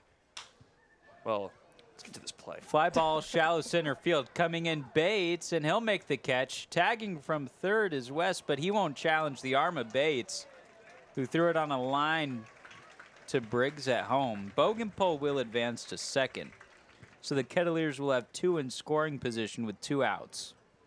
Well, I got to shout out my buddy Luke back home. He actually lives on a farm, so there's plenty of animals out there in good old Huron, Ohio. He's got a big old dog by the name of Zeba. She's getting real old, but shout out to Zeba. She's a treat to be around. all the dogs. And it's funny, I feel like almost all of my friends back at home, they all have dogs, and I'm the lone guy without a furry friend at home, unfortunately. Not even a goldfish or anything like that, Connor? We had a little pet turtle back in the day. I don't even remember his name. It's been that long. And he unfortunately passed swiftly. You don't remember his name? No, we had a hermit crab for a little bit too. Did he pass swiftly as well? Or Yeah, he didn't last too long. premeditated or not? No, that was not my doing. Unfortunately, these guys just they weren't hanging on for too long. I don't think our family's well equipped to keep pets. And each of my parents were allergic to dogs, so it kind of, my mom allergic to dogs and cats. Dad not, but that kind of throws a wrench into things there. Oh my That goodness. turned really sad really quick.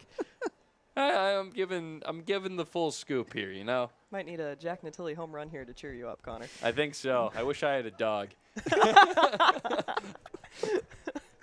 1-2. Where's the applause button when you need it? 1-2 with 2 outs. Oh, man.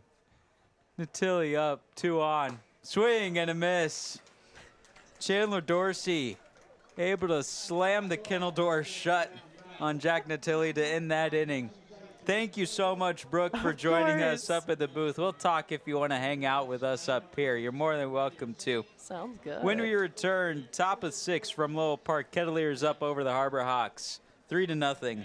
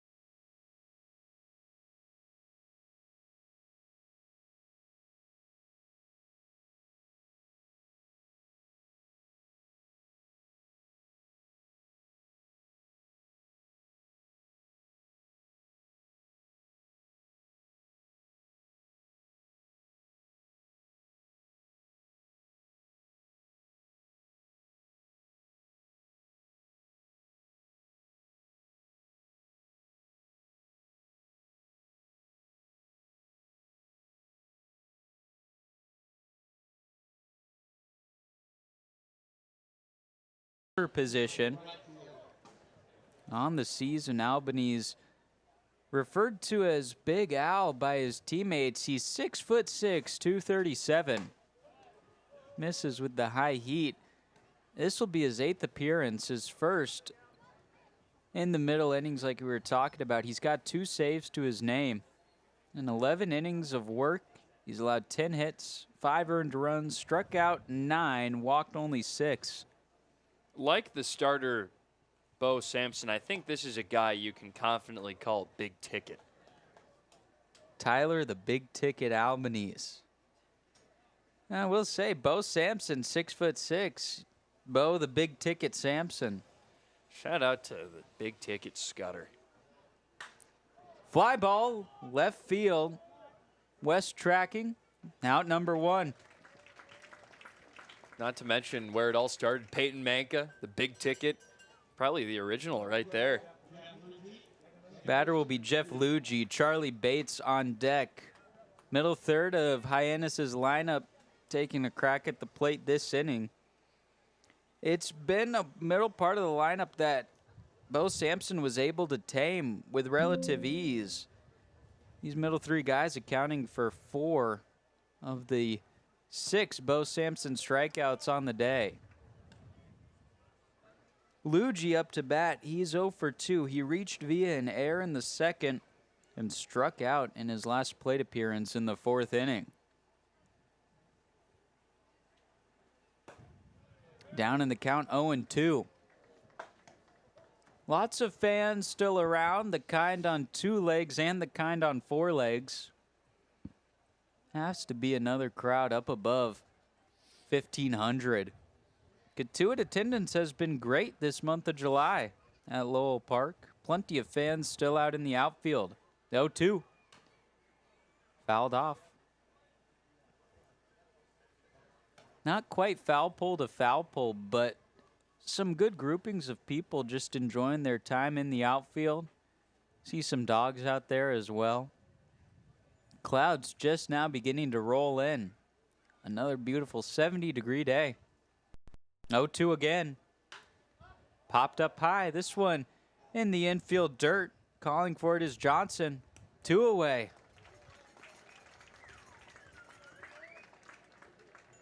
Couple of easy pop-ups worked by Tyler Albanese, who was a strikeout pitcher at San Jose State this past season. Not quite seeing that on Cape, but it's a whole different style of baseball. Albanese at San Jose State relying a lot on his fastball to win him those at-bats. Now more so here, pitching to a step up in competition.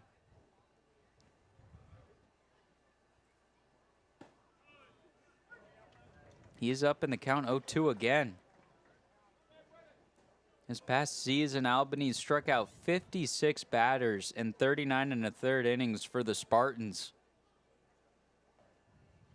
0-2 with 2 outs. Inside. The batter Bates, 1 for 2 today. A single and a strikeout. He possesses 1 of 4 Harbor Hawk hits. The bats have been quiet so far for Hyannis. 1-2. On the inside of the bat, fouled down the third base line. So back to the MLB draft. I think you got your wish, Chris. Ethan Holiday, drafted by the Colorado Rockies, 4th overall. Love that pick. Oh, it's in the name. Reminiscent of the Matt Holliday days for the Rockies. Killed it. Killed it with that draft pick. There we go. And we just got a text from our roommate, Jaden Marine. The Holiday legacy continues at course. Ain't that the truth? That is the truth. Something special about the last name Holiday, a mile above sea level.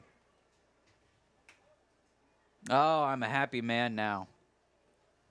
Ethan Holiday, welcome to the Rocks. It's been a dire stretch of baseball for the Rockies, so seeing a guy like that drafted by the Rocks must be nice.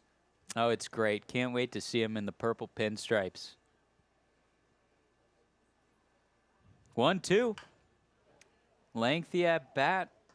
Bates doing everything he can to fight. He's fouled off 3 straight pitches.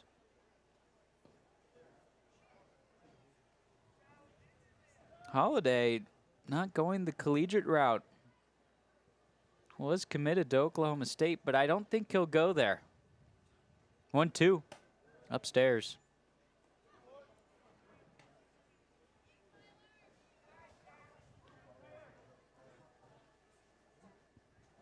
I'll have to look and see how many of these top 10 picks Cape League alumni.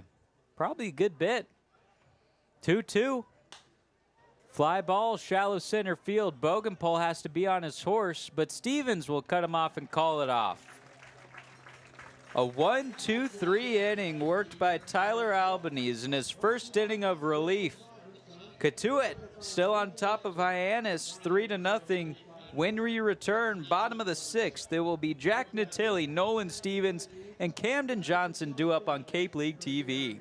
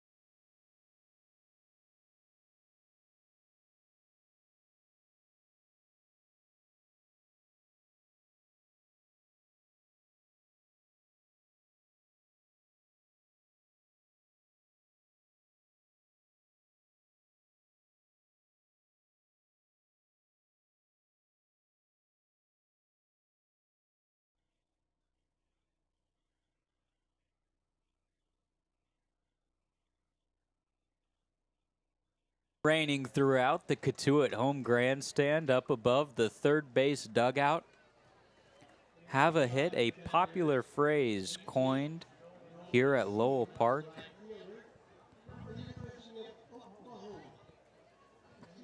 It was Ivan Partridge, a longtime Cotuit Kettleers fan, who sat behind the fence between home plate and third base, who would yell out, "Have a hit, have a hit."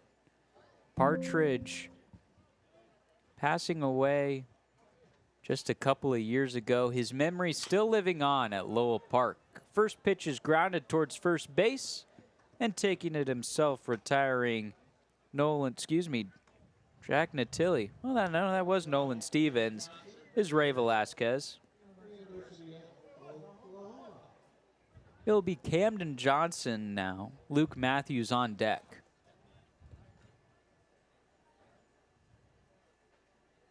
Partridge's voice can still be heard at Lowell Park. Occasionally, a recording of him saying "have a hit" will be played over the loudspeakers.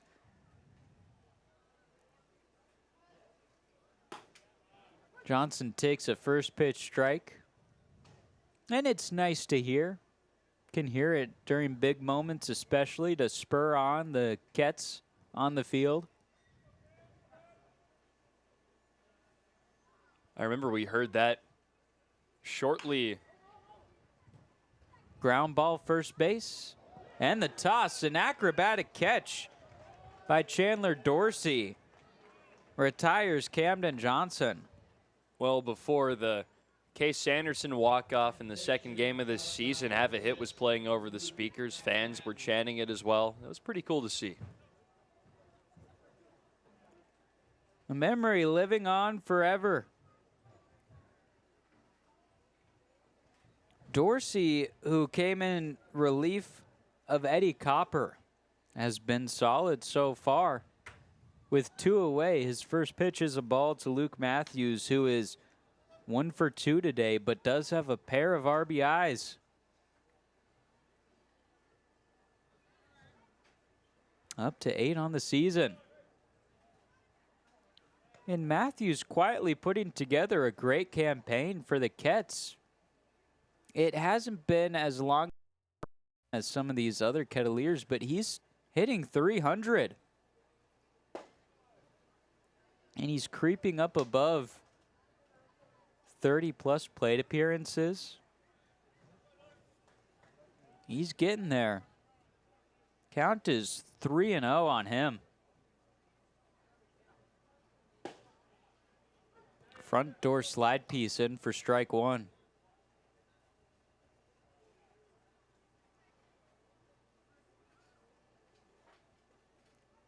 Pretty quiet over in the Hyannis bullpen.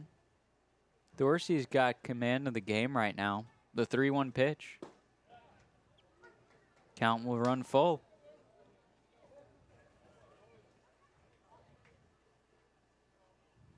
Wind whipping towards straightaway center field.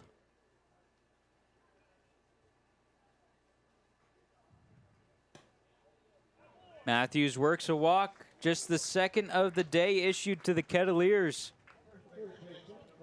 And only the second walk of the season for Matthews. A pretty free swinger in the box, so laying off a little more in that count. 1 on, 2 out. Sanderson up. A single and a strikeout for Case today. Came into this one hitting a couple ticks above 215. First pitch swung on. That's in the left center field gap and down. Matthews with a full head of steam gets the wave around third. He'll score. Cotuit up 4-0. An RBI base hit for Case Sanderson.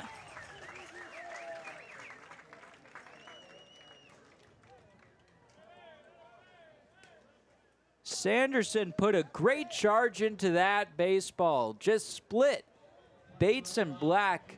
Took a couple hops towards the left center field fence, and Matthews, who was already off to the races on a hit and run, was nearly at third base by the time Sawyer Black got that baseball out in left field. You'll take that. Perfect timing on the hit and run, executed about as well as you could possibly imagine. Sanderson splits the gap in left center. Matthews has the speed to get home, and Case Sanderson gets his second double of the summer. Sanderson now 2 for 3 today. Up to 8 RBIs on the season. He's now tied with Luke Matthews. Winfield takes. Count is 2-0 on him. Winfield 2 for 2 today, a pair of singles. Cotuit's damage today being done late in an inning. 3 of the 4 runs scored by the Kettleers have come with 2 outs on the scoreboard. The 2-0. Wave and a miss. Back pick down to second. And that was close. Sanderson was well off second base, able to get back in time. Give him maybe 10 feet on that one, and that's part of a theme with the Kettleers we've seen. These guys take massive leads off of second base, and it's gotten them into trouble pretty often, especially in the past couple of games.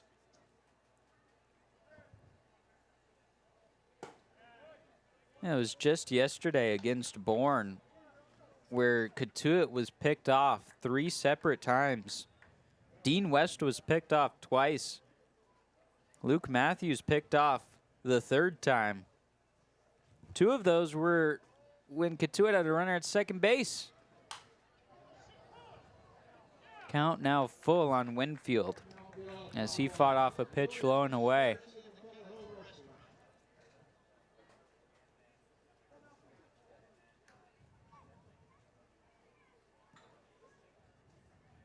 Dorsey able to get 2 outs quickly in this 6th inning. On the hunt for the 3rd. Payoff pitch. Fouled off. Hyannis, no runs on 4 hits. Cotuit, 4 runs on 10 hits. The Kettleers have done a good job of getting on base today.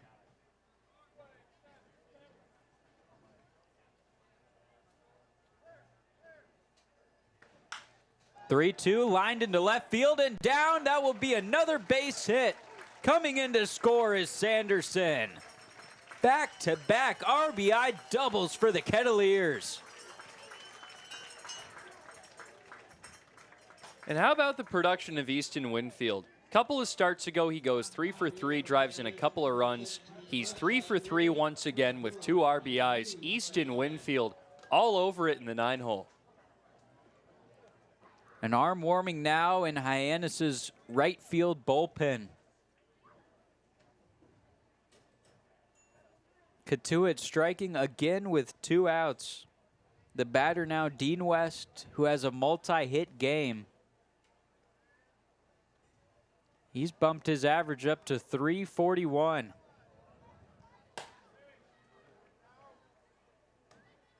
Plenty of hitting production for the Kettleers, especially as of recent. July has been an incredible month for Cotuit.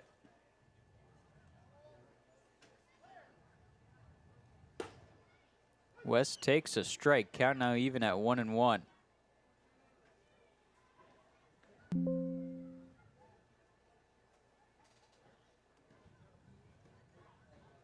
In the month of July as a team, the Kettleers hitting .311, the only team in the Cape League above 300. The Kets have an on-base percentage this month of .418, nearly 60 points higher than the second place team, Wareham.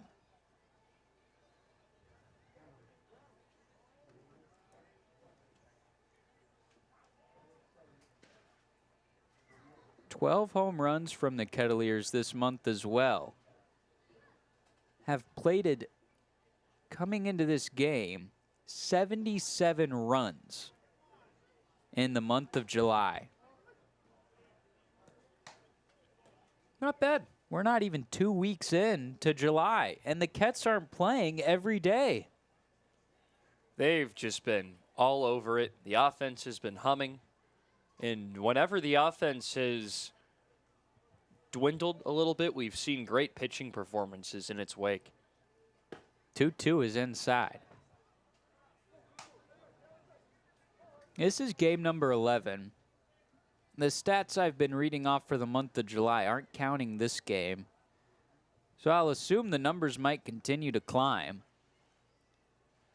So in the first 10 games of the month, Cotuit was averaging over 7.5 runs per game. Nearly 8 runs per game. Just incredible offensive production for Cotuit, who couldn't buy an extra base hit for the first week of the season. I think they had 1 in the first 10 games, and that was Camden Johnson. He doubled in the opener in his first at-bat. Payoff pitch, swing and a miss from Dean West. Cotuit able to put 2 more on the scoreboard in the bottom of the 6th. The Kets now up 5-0. Harbor Hawks will head to the 7th inning here on Cape League TV.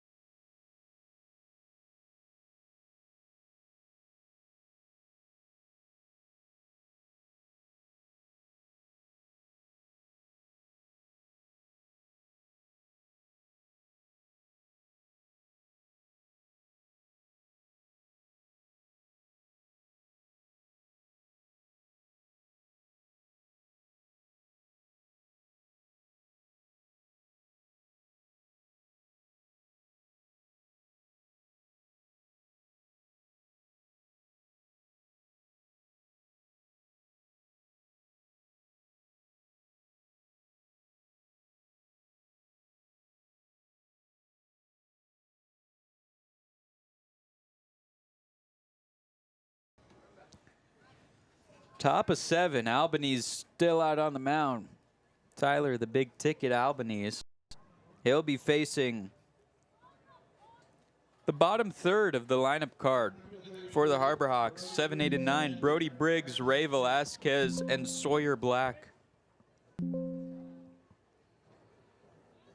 Briggs, Velasquez, and Black each have a hit apiece today. Fouled back and over our heads, out of play. We've had our first Cape League along drafted. Ava Arquette, the shortstop out of Oregon State. He played at Chatham last summer, and he hit .354 at Oregon State this summer. Hit .291 with Chatham. Nothing crazy.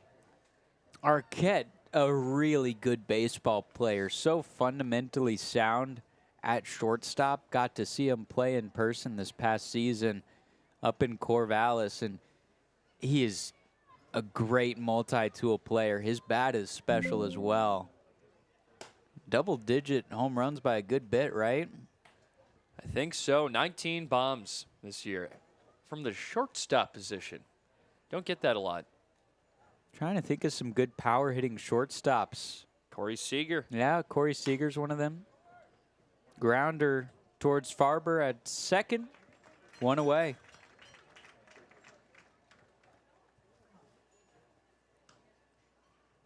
Some more good contact shortstops. Oh, back Former to power. Kettleer Ryan Ritter. Ooh, got his first major league home run yesterday. Talk about power hitting shortstops. Trevor Story. Another Rocky. He's doing good things for the Red Sox now.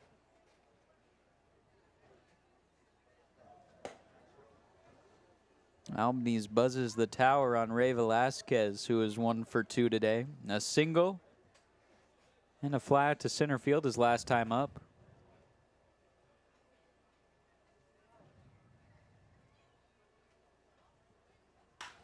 Rip towards center field again. Bogenpole measuring. A quick 2 outs here in the top of the 7th. Albanese has retired all 5 batters he's faced so far, 4 of which on a fly out or pop out.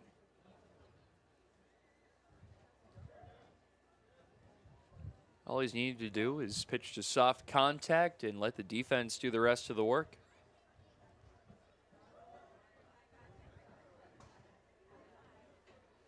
Two outs. Sawyer Black, the batter, takes a first pitch strike. Albanese has been doing a great job of getting up an account early. 22 pitches so far for the San Jose State righty. 16 of them have been strikes. 0-2.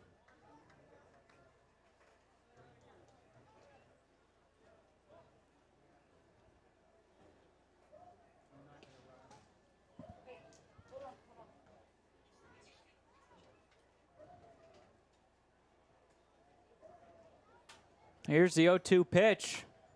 Fouled off. When thinking about some names that could be called in next year's draft, could think of another shortstop. This one, PJ Moutsouridis. Yeah. He has the glove at short for it. Showed some good contact at school this year. 0-2. Fouled up and away. And his previous infield partner at Cal, Jaron Advincula, almost certain to hear his name next year.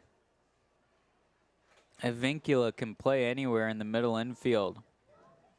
Excited to see where he'll play this upcoming season at Georgia Tech.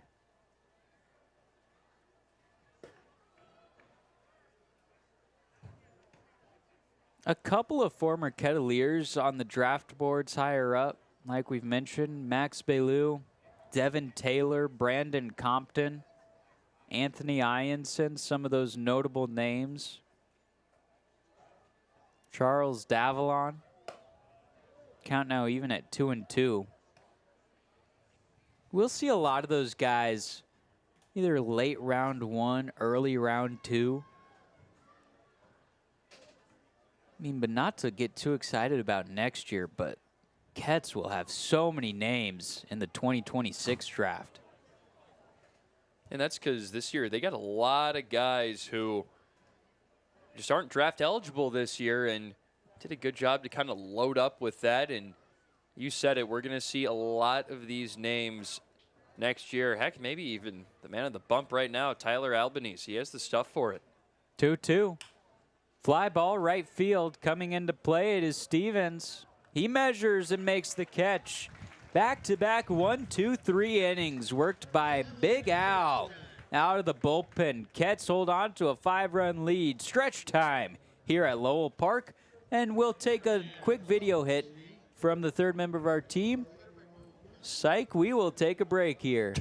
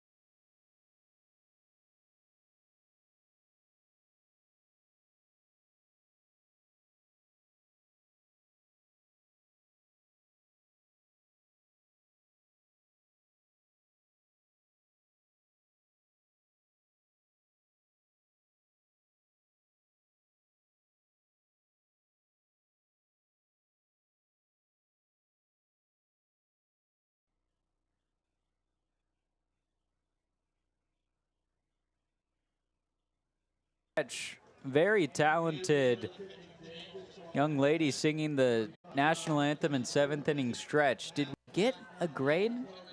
Was the grade announced? I think they said she was 8 years old. So Oh, man. I would imagine 3rd grade, right? Better pipes than what you and I've got, I'll tell you that. Really talented, I'll tell you, just blowing us away up here. National anthem, perfection. Take me out to the ball game, nailed it. Not bad.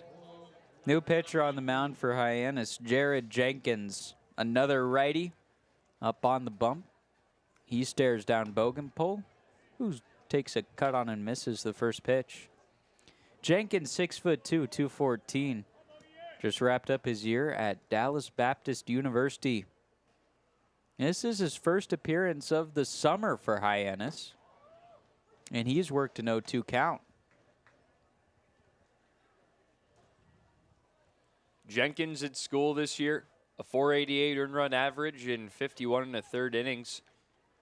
22 games pitched in, 5 starts. Has been a little bit of that swingman type of guy for the past 2 years. 18 appearances, 6 starts as a sophomore in 2024. Pitched to a 3.43 ERA that year. More of a contact guy. Fly ball towards center field. Bates has it, 1 away. And he actually pitched in the Valley League earlier this summer with Winchester. And, well, kind of struggled. 5.40 ERA in 13 1/3 innings pitched. The batter's Ryan Farber, the switch-hitting former Texas State Bobcat, transferring now to the University of Auburn. He's 1 for 3 on the day. Farber named to the Cape League All-Star team for the Western Division. He's the starting shortstop in that game. Got to talk with him pregame. I'll say Peyton Manka got to talk with him. Good interview skills. Great interview skills. I mean, there's so many of these players that have such a personality that you don't really know of until you talk with them. Menka's one of them. Could see him in a broadcast booth when his MLB playing days are over. He certainly has the voice and the composure for it and the personality, like you said. I mean, that guy got on the mic with Brooke, and he sounded like a natural. 3-1 the count on Ryan Farber.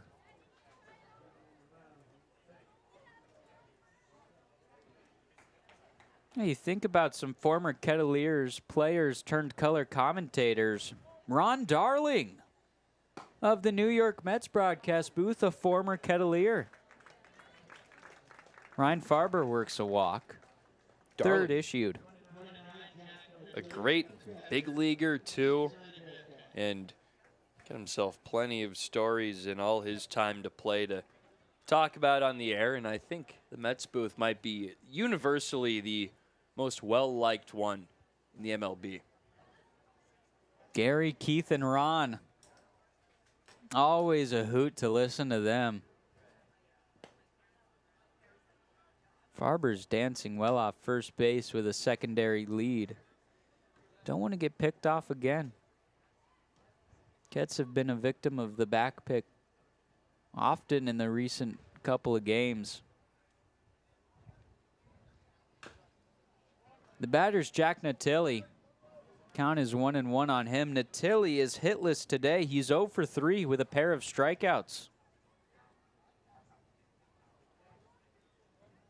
Now we'll have to see if we can connect Ron Darling and Peyton Menka. Get Menka up in the booth after he's done playing. Maybe get some tips. I think so. I mean, Darling's been in that booth for a long time now, so he's well seasoned as a color commentator, and I think could have Manka well on his way to a post-playing career time in the booth. 2-1 chopper towards short, fielding at Schaffner. Throw will go to second for 1 and gets away from the first baseman Velasquez. Natili will be safe. Farber out at second. 6-4 on the ground out. Natili still searching for his first hit today. 2 away in the bottom of the 7th.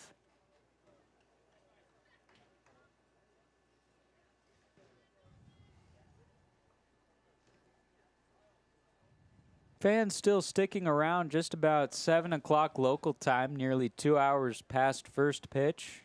Still above 70 degrees. Pockets of blue sky available to see through some clouds.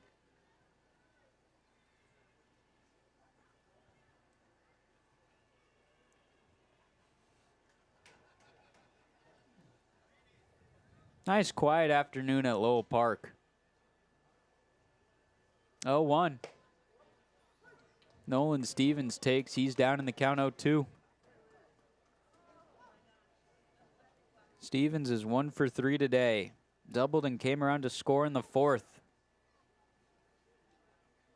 Coming off a grand slam last night. 0-2. Swung on and ripped foul down the right field line. And he missed another right there. That was certainly the swing. Stevens has a lot of power in his bat.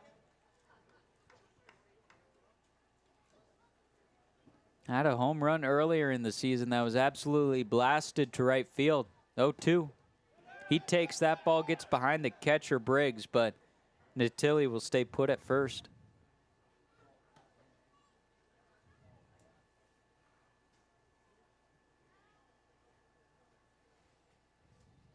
Couple of arms warming in Cotuit's bullpen.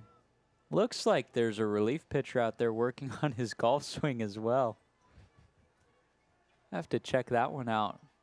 1-2. Ripped up the middle, a base hit. Natili will head towards third. No throw there. Runners on the corners for the Kets with 2 outs, and they've been successful today scoring with 2 outs. They sure have scored almost all their runs with their backs against the wall. They scored all 3 in the second inning with 2 outs, and they did exactly the same in the 6th when they scored their other 2. 4 of the 5 runs today for the Kettleers with 2 outs on the scoreboard. That tells you about the grit of this team. Miles Davis playing close to the infield grass in case of a squeeze play from Camden Johnson, who's got great bunting abilities. Ground ball right side. This could do it. Throw from Luigi in time.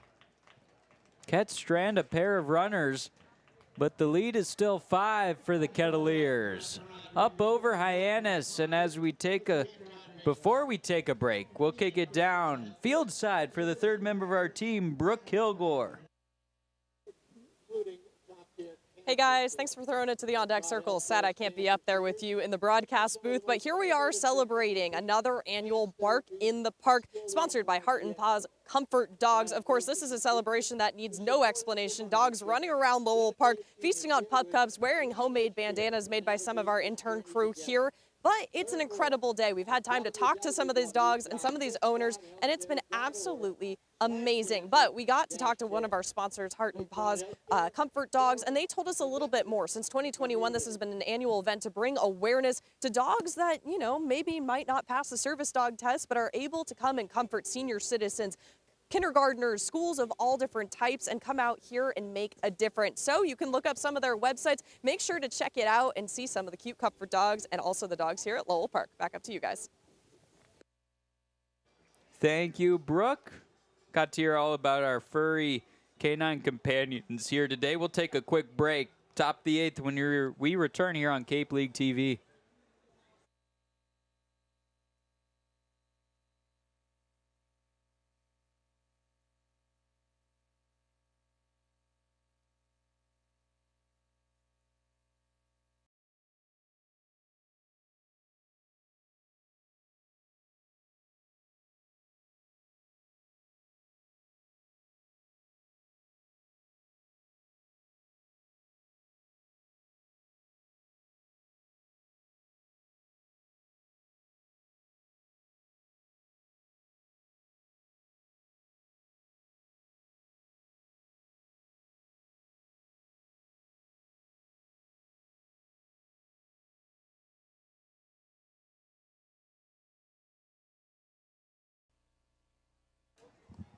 Top of 8.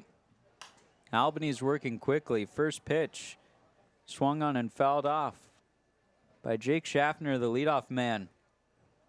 Tyler Albanese has gone 6 up, 6 down. Retired every batter he's faced so far.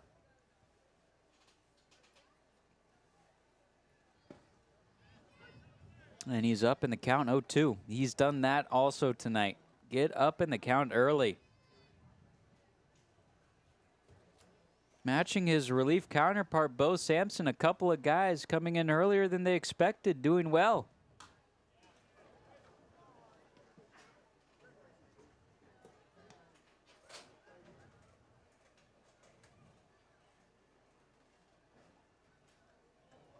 Sun beginning to set just behind some tall trees down the third base line. Some sunshine still peeking through in the outfield. 0-2 the count on Schaffner, who's 0 for 3 today. Ripped in the air towards right field. Hanging up high enough for Stevens. He makes the grab.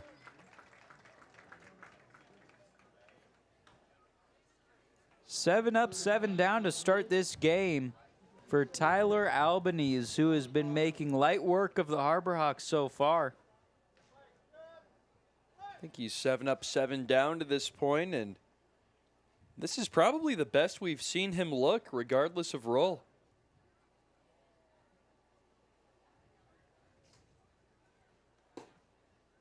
Miles Davis is 0 for 2 today.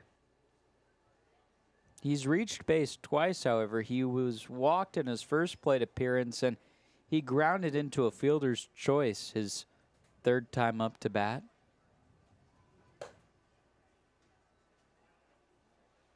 Still searching for his first base hit of the summer.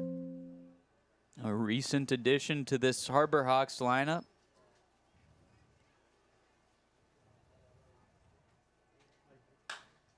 Popped him up.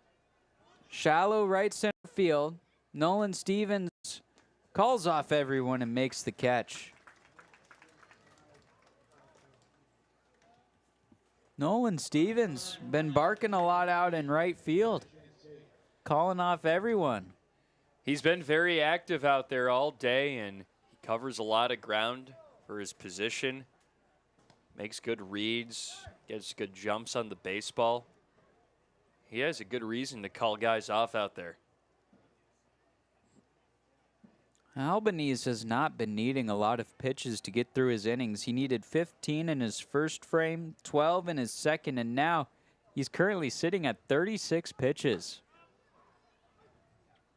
We'll see how long the leash is for Albanese. Didn't even react to my leash comment.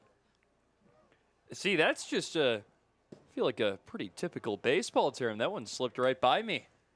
It is. Maybe I should have done a little more emphasis. We'll see how long the leash is on the big ticket Tyler Albanese. I see.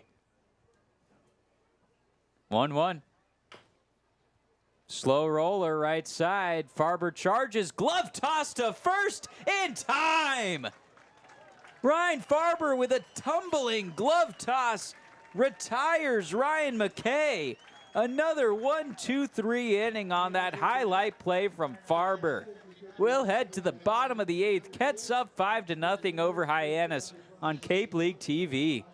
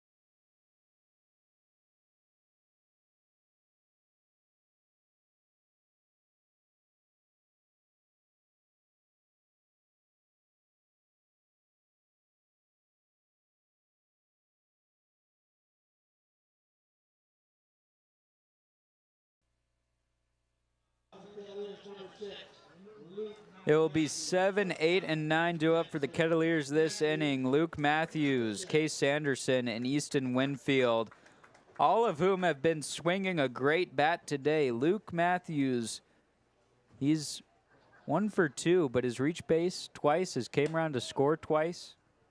Sanderson on deck, a 2-hit day, and Winfield in the hole. He's 3 for 3 today. Just a great day for that part of the lineup. The bottom half has really been carrying the load for the Cotuit offense. You know, the three of them combined account for all 5 of the RBIs today. I mean, it just goes to show the depth that Cotuit has. Matthews, Sanderson, and Winfield. Sanderson's been seeing a lot of playing time as of recent, but Matthews and Winfield, more so the day in, day out type of guys to the lineup card. And they've been so solid when they're in the lineup. And then as now guys begin to filter in and out from the roster, to have Matthews, Winfield be consistent and put up the numbers that they are, it's just such a great part of this Cotuit team. And it truly is the depth. 2-2. Swing and a miss. First strikeout of the afternoon for Jenkins. Total of 6 thrown today by Harbor Hawks pitching. It's been a reliever type of day. Eddie Copper, the starting pitcher, primarily a relief pitcher.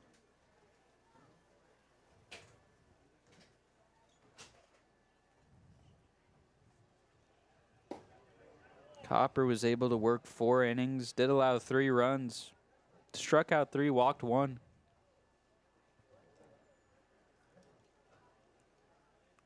And it's kind of been a difference in pitching staffs, you could say, for Hyannis this season. 1-0. Chopper towards second base. Loogie has it and will retire Case Sanderson. Quick 2 up, 2 down. Just a quick 2-hopper to second. Left easily by Loogie. And it seems like Jenkins has really settled things down for this entire staff. Hasn't given up a run yet through an inning and 2/3, and that was much needed for a Hyannis. Only a walk and a hit to his name.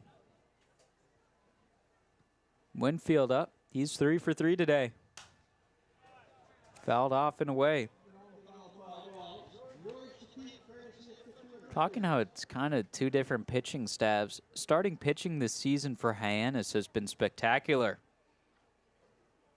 Team-wide, 2.93 ERA among starting pitchers. That's first in the Cape League. Relief pitching, on the other hand, for Hyannis has an ERA of 5.97, which is 10th in the Cape League. A very sharp discrepancy between starting pitching and relief pitching for the Harbor Hawks, and that's really where it's boiled down to. A bit of a slide as of recent. A couple of close games that just haven't gone their way in the late innings. 0-2. Fouled off.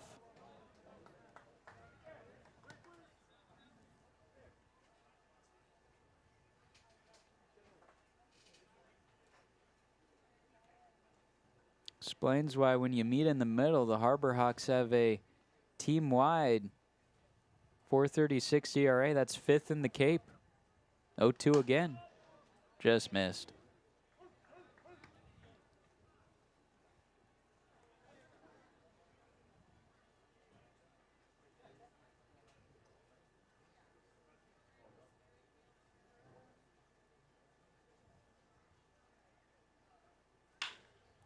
Four-hit day for Easton Winfield.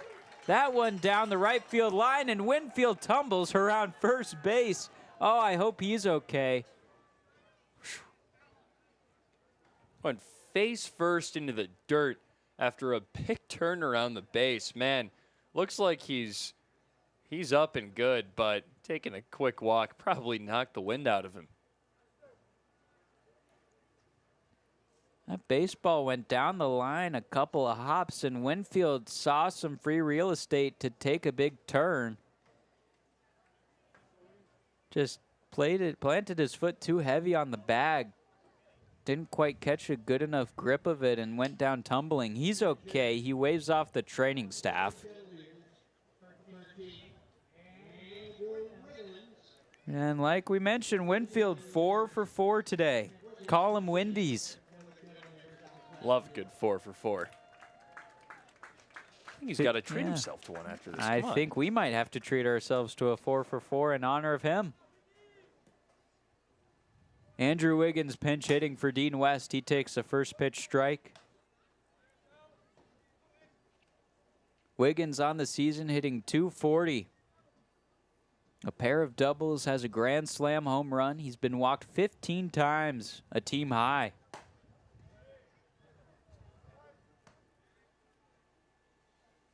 The former Indiana Hoosier walked 38 times this past collegiate season.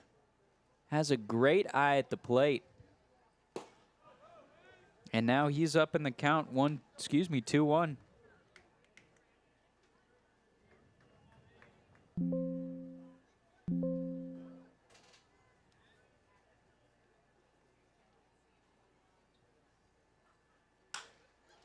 Line drive, left field, sinking down for a base hit.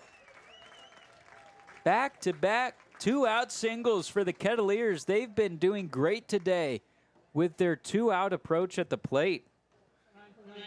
It's been nothing short of great. Just firing the ball to all fields and staying back, waiting for your pitch.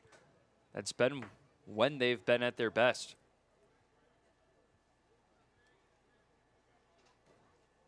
Caden Bogenpole.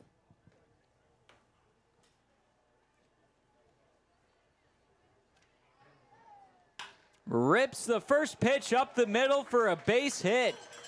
Getting the turnaround, third is Winfield. He'll score.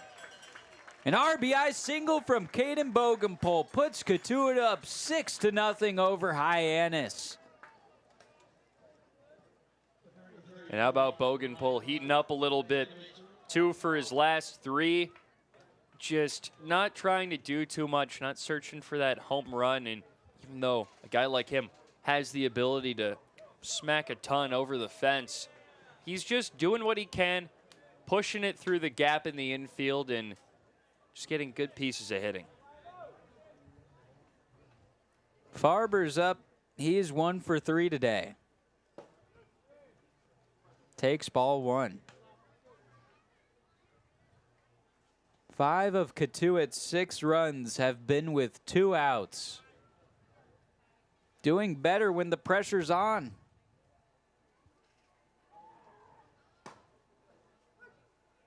One and one.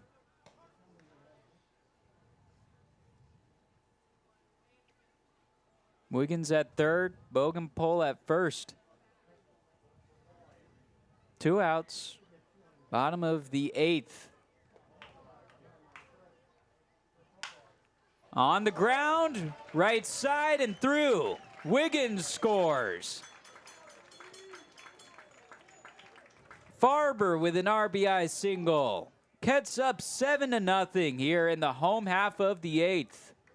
Just keep the line moving. Ryan Farber doing what he does best. Just shooting it through the gap. Did just what Bogenpole did. It's all you need to do. Hit it pull side. I mean, it's not simple, but they're making it look simple out there. Meeting on the mound between the battery of Jenkins and Briggs. Blaze Martinez out there as well. Buying some time for the Hyannis bullpen, who has an arm warming up out there. Though with 2 outs, you don't want to get stretched to it. Especially considering this could be the last time the Kets would come to bat. 2 on, 2 out. Reigning Cape League Player of the Week, Jack Natilli, up to bat. Can officially say reigning, even though he was announced it just today. About an hour before first pitch. First pitch is ripped in the air towards left field, down for a base hit. Getting the wave around third is Bogenpole. He'll score, and Farber's into third safely. A great 8 for Cotuit. They're up 8-0 over Hyannis. Hitting is contagious, Chris. We've seen him come in bunches time and time again for Cotuit this summer. This inning, no different. Another crooked number on the board for the Cats. 5 hits in the inning for Cotuit. All have been singles. Now 3 runs in the bottom of the 8th. All have been with 2 outs. The 2-out approach at the plate continuing to be great. First pitch to Nolan Stevens, he takes a strike. Runners on the corners still for the Kets. Now we're getting to the point where the run rule could be in effect. Should Cotuit play 2 more runs here, game would be called. 0-1 on Stevens. In the air towards left field. Measuring is Black, and he'll make the catch up above his head.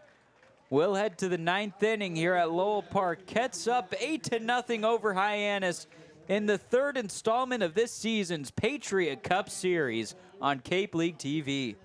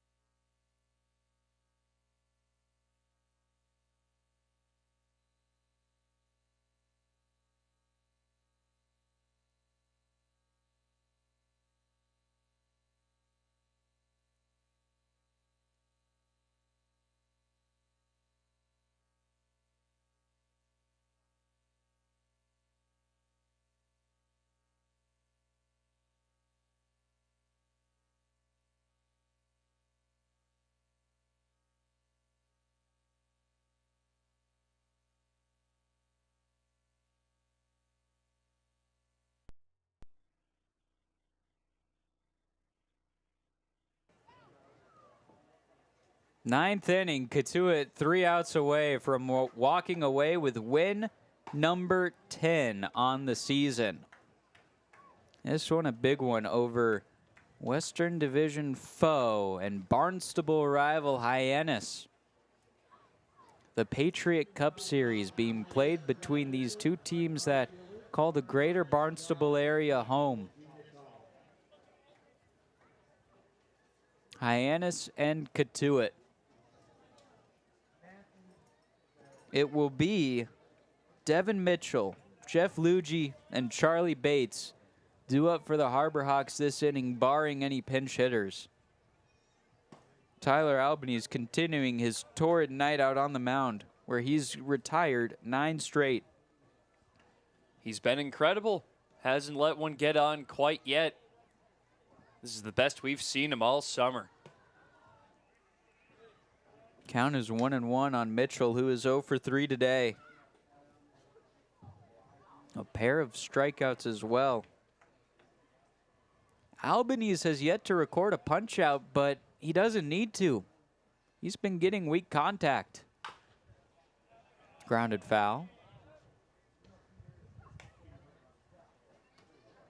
Andrew Wiggins remains in the game out in left field for any bookkeeping being done.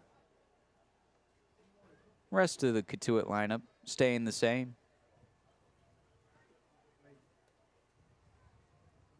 1-2.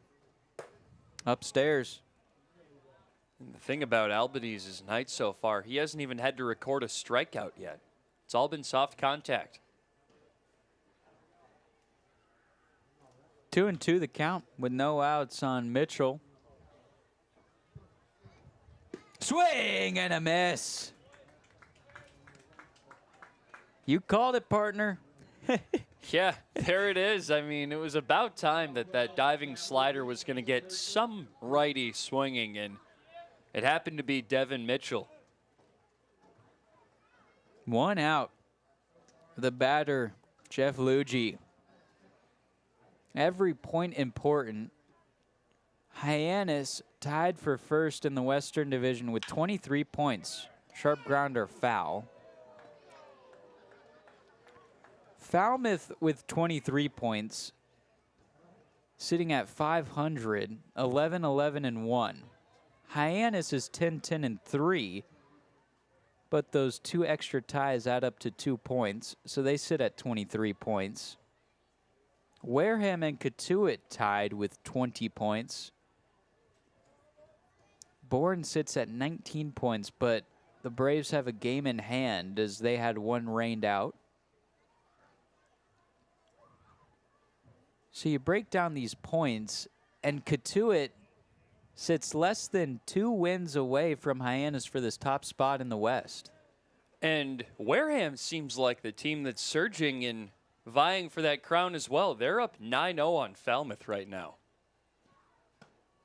Well, the Gatemen have won 3 straight. They've been on a tear as of recently. The Western Division has been played close all season long. Count is 2-1 with 1 out. In there for strike 2.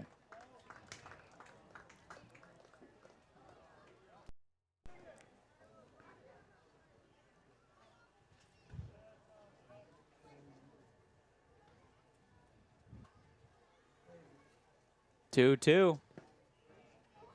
Bit low, couldn't get a swing. Over halfway through this season. Every point meaning a little bit more. In the Cape League, teams get 2 points for a win, 1 point for a tie. Here's the payoff pitch with 1 out. Ripped up the middle into center field, and Bogenpole misplays it, stumbling down. That ball will trickle towards the fence. Heading for third is Jeff Luigi, and he'll be in there safely. A stand-up triple from the 5-hole hitter. Bogenpole took a big slip out there in center field. That didn't look too good. We would like to remind everyone that this broadcast is a copyrighted production of the Cape Cod Baseball League. Any unauthorized duplication, retransmission, or other use is strictly prohibited. And a brief pause in play as the training staff for the Kettleers going out to check on Caden Bogenpole in center. We'll give a shout out to Caitlin Victor and Eric McGovern, the two trainers for the Kettleers who are here day in, day out, tending to the Kets, making sure everyone is feeling their best. The work they do does not go unnoticed. Absolutely, and thankfully they haven't had to be called on too often, which is a good thing, but when they're needed, they do good work. That they do, keeping everyone healthy.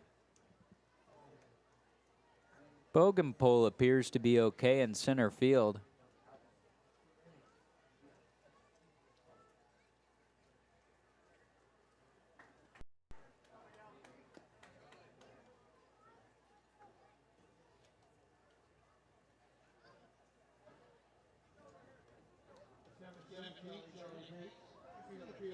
Runner on third here with one out. Top of the ninth, Kettleers 2 outs away from closing the door on the Harbor Hawks. Charlie Bates is up. He is 1 for 3 today.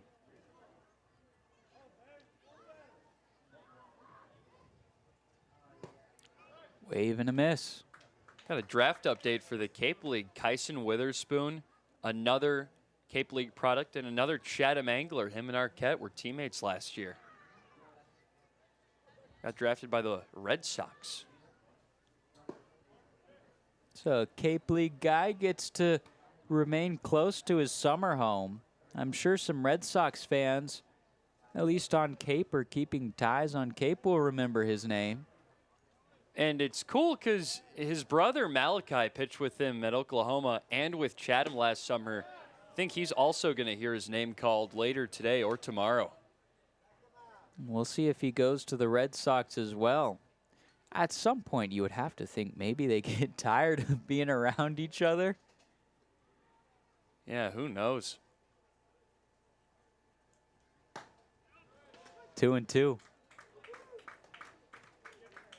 We'll have to see if Jackson Willits on Hyannis will get the call from the Nationals sometime. Get to hang out with his brother. 2-2.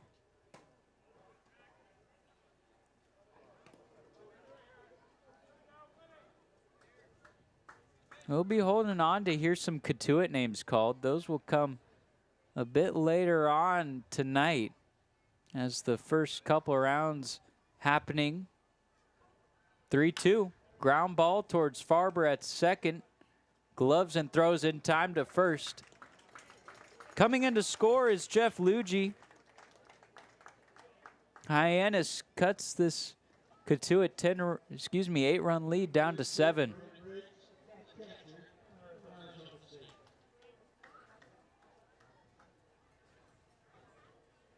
At this point, it's all cosmetic. I mean, it's a 1-8 ball game. You don't often see teams rally from this far down, this late in the game. Brody Briggs up, plays his college ball at Arizona State. The Sun Devils have the record for most MLB draft picks from an NCAA college. I think it was 450 roughly. 477 if memory serves me correct. And that's bound to be more. 0-1.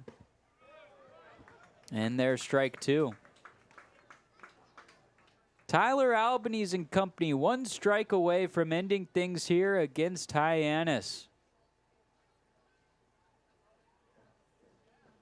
Kettleers on the hunt for win number 10. Here comes the 0-2. Just a bit inside.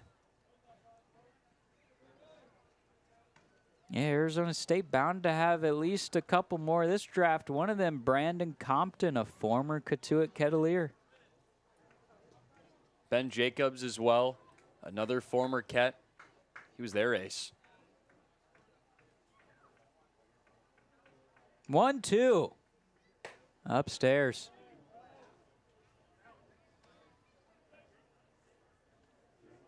Another former Cape League player off the board, Merrick Houston from Bourne. The shortstop from Wake Forest just got drafted to the Twins, 16th overall. Now the Cape League picks are rolling. 2-2 for the game. Fouled back and away.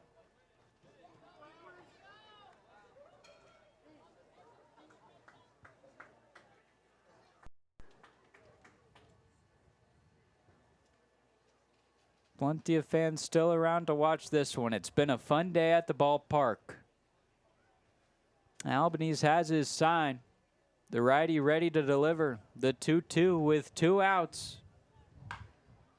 Fouled off. Brody Briggs doing a good job of spoiling some Albanese pitches. Briggs is 1 for 2 today. He's reached base twice so far. Looking to make it a third to extend this game. The 2-2 again. Low and away. Man, if you're Albanese, you're going to have to ice up after this game.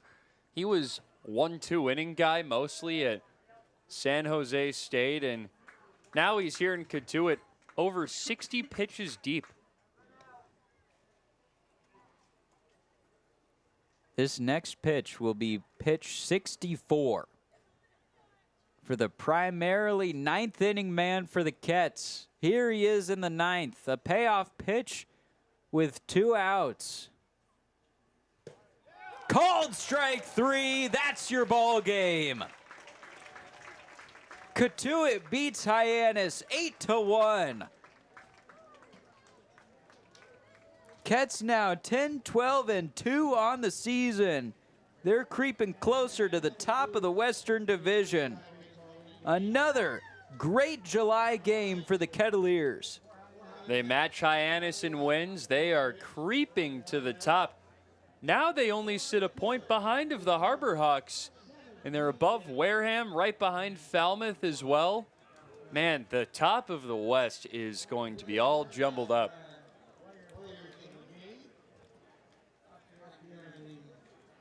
Final line, Cotuit, 8 runs, 17 hits, 1 error. Hyannis, 1 run on 5 hits, 1 error.